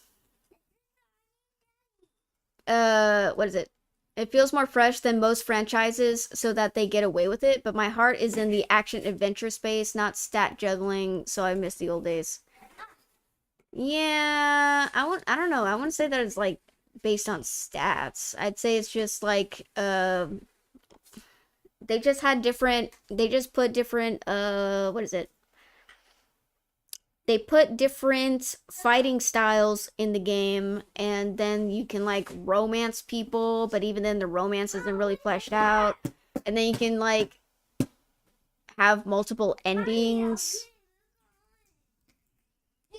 As someone who hasn't managed to fully complete an Assassin's Creed game since Syndicate, I'm definitely picking up what Hutchinson's putting down, and although newer open world Assassin's Creed games are pretty much all well received generally, I'd wager to guess we're not alone in yearning for more linear, stealth focused Assassin's Creed games, even if Mirage didn't quite hit the mark for everyone. Or, you know, Ubisoft could always make Assassin's Creed Black Flag 2 if it cares enough about my opinion. You silly journalist. Ubisoft doesn't care about anyone's opinion.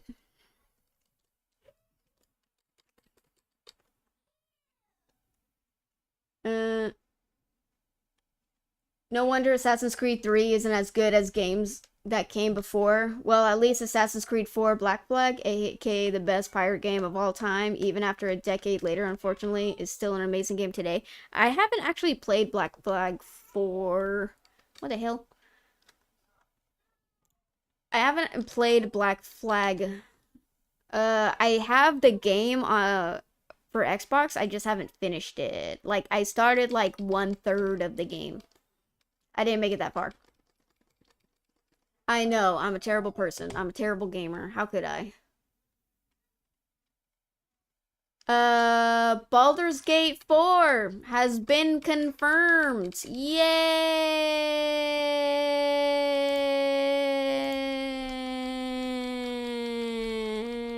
It's not made by Larian Studios. It's not being made by Larian. It's not being made by one of the other companies that everybody thought it was going to be made by. Turns out it's going to be made by somebody who nobody's ever really heard of before. Maybe, Oh boy. sort of. You know, there's no way this is going to go really badly. I'm sure it'll be fine. It'll be fine. I don't have high hopes. I really don't. I'm just looking forward to Larian Studios' next game. That's all I'm looking forward to. I'm not looking forward to Baldur's Gate 4. I think it's probably gonna suck. Something tells me it probably don't suck. People have high hopes. I do not. I'm lost. I lost myself. Oh. On a very, very, very other note, Sony lost big on K-pop Demon Hunters record success, says report. Okay, so for those of you who don't know, I'm obsessed with a movie called K-pop Demon Hunters that was produced by Sony. Wow.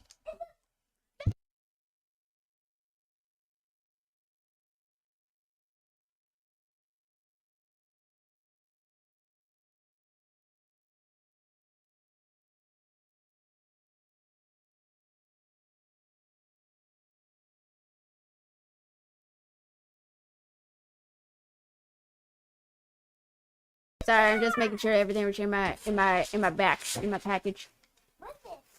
By the way, does anyone know when new Larian Studio is working on? It's gonna be years before we see it. It'll probably be sometime next year. We're going to see the early build to it. It depends whether or not they're committing to the open development cycle or not. I don't know if they will. They said that their next game is going to be a smaller game. So that is a good question. Yeah, that is a very good question. I don't have the answer to it. I don't know why it's lagging. It says that the connection's pretty strong. Yeah, it's for Keygap. Anyways, it says Sony lost big on K-pop Demon Hunters record success, says report. So there's a movie that came out.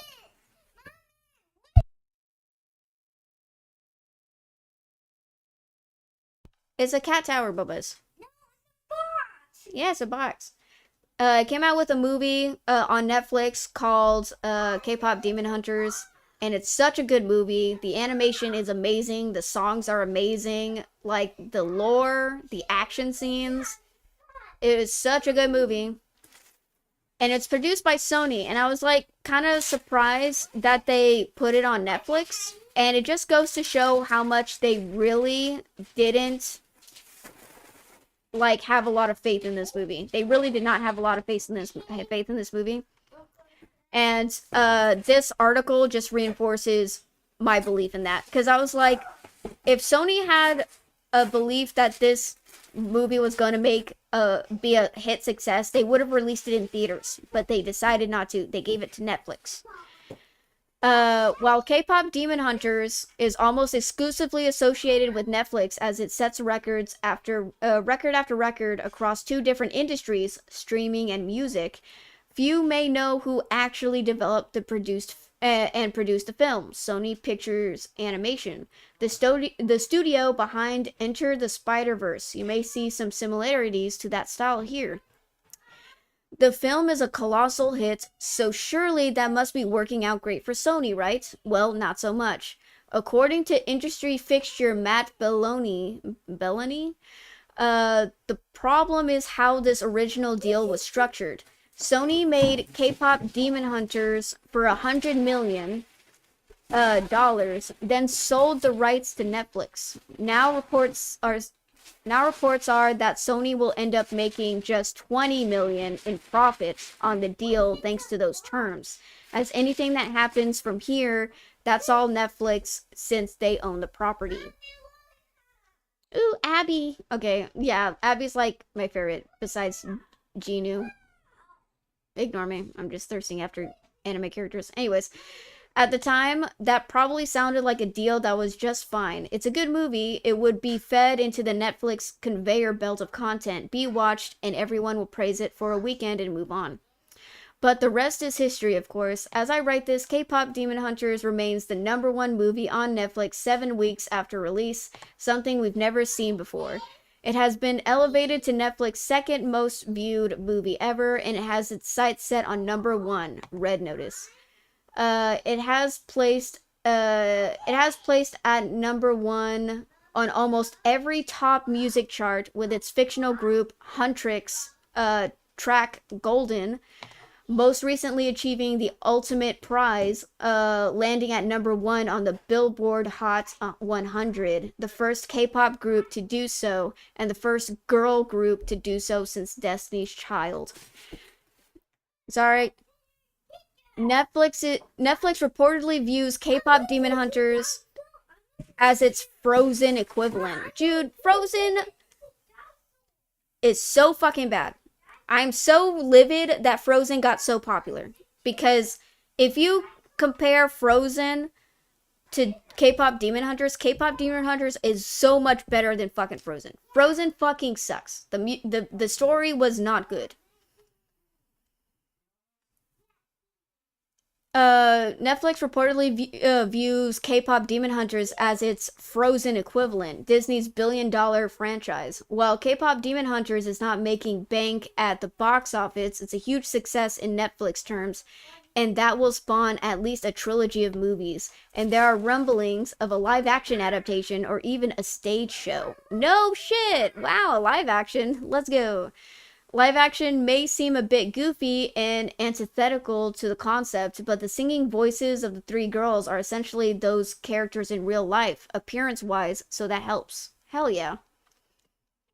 As for Sony, its involvement in what happens from here is unclear. Netflix, of course, needs someone to make these future movies, and while Sony largely missed out on the success of this first film, I imagine that will not slip away the second or third time around. We have no announcements of what's coming next for K-pop Demon Hunters, and that may be why.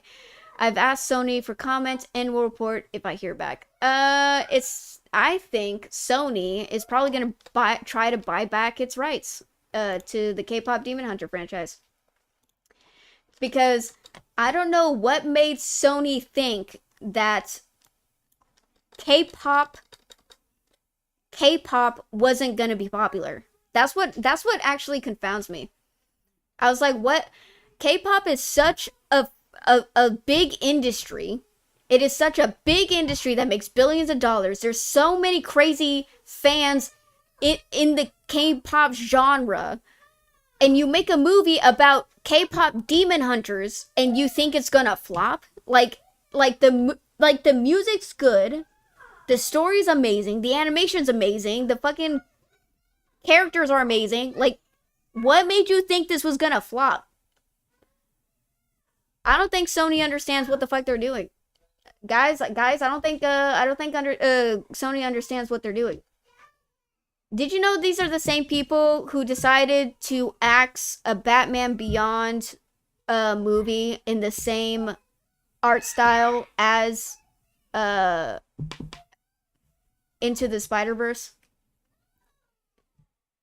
Yeah. Did you know they were going to make a Batman Beyond movie? That would have been so fucking cool. God damn it. I would have seen that. I love Batman Beyond. Batman Beyond, the animated series, was such a good fucking show. I hope this is false, but I heard the K-pop Demon Hunters is getting a live-action remake in the future. I'm just sick and tired of animated films getting a live-action remake at this point. Thank you, Disney, for making me hate live-action remakes in general. I don't know. It's because it just proves that there's a stigma when it comes to animation that it's only for kids. And, like, you have to make a live-action version so that adults can watch it, too. Like, I don't know. It's just stupid, dude. It's stupid, but it's also like some people want to see their favorite animated characters come to life, if you know what I mean. Like, they want to see them, like, in real life. But, yeah, that's it. I'm excited. I hope that they make more movies. I'm scared of Sony, like, getting involved because I'm scared they're gonna make, like, executive decisions that are gonna make the movie suck. So yeah, we're gonna have to wait and see. But if you haven't seen K-pop Demon Hunters, I highly recommend you watch it. Even if you're a dude, I highly recommend you watch it because it's such a good story. Like, yeah, it has singing in it, but it's like part of the lore. It's part of the lore in the story, so it just doesn't feel you don't feel put off by it. Because there's, like, actual in-game lore of, like, why they sing. But anyways, yeah, I highly recommend it. It's really good. Yeah, and I think that's everything. Do you have anything to add, Side? No, that's That's it. It's been a crazy week, obviously. But yeah, that's yeah. It's Yeah. I'm hoping that at some point we get some good games, and I think we'll see some pretty good announcements in October. But Yep. it's still a little ways away, so fingers crossed for now, and hopefully we get something good. That would be nice. Yeah. I mean, there's a lot of horror games set to come out soon, so something to look forward to because I'm a little bitch baby and I get scared easily. Mhm. So, yay! Oh yeah, I also bought Subnautica because I fucking hate the ocean, and everyone was like, "Hey, why don't you get Subnautica?" And I was like, "Okay." So I bought Subnautica, and it was on sale. So, wow, cool! It's a cat tower that I have to build myself. So that's something I look forward to build a cat tower. It's a box. What's in the box? Is it one that goes up along the wall and Oh no, into it's like a hidden places? no. Oh, It's a. that's too bad. It's just like a. It's like it has pillars and like a little cubby and some cat beds, and it's supposed to be like a scratch post as well. So it's like something I have to piece together. Hopefully it comes out good. I'm gonna be upset if it doesn't, and I'm gonna be upset that I bought this and my cats don't fucking use it. Thank you, Bubbas. I appreciate it. All right. Well, thank you everyone for being here. We appreciate every single one of you guys. Thank you for the likes, for the follows, for the subs.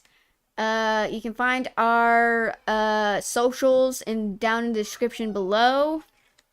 Below my Twitch stream, you can find my my socials. Underneath the YouTube stream, you can find both me and Sibes and everyone else who's involved in making this live stream. You can find all their socials down below on the YouTube live stream. But yeah, we appreciate every single one of you. Gotta go. Take care out there, everyone. Take care. Alright, bye. Thank you guys for joining us. We appreciate every single one of you. And I hope you guys have a good day or night wherever you're at. And we'll see you guys next time. Goodbye, goodbye, goodbye, goodbye, goodbye. Bye.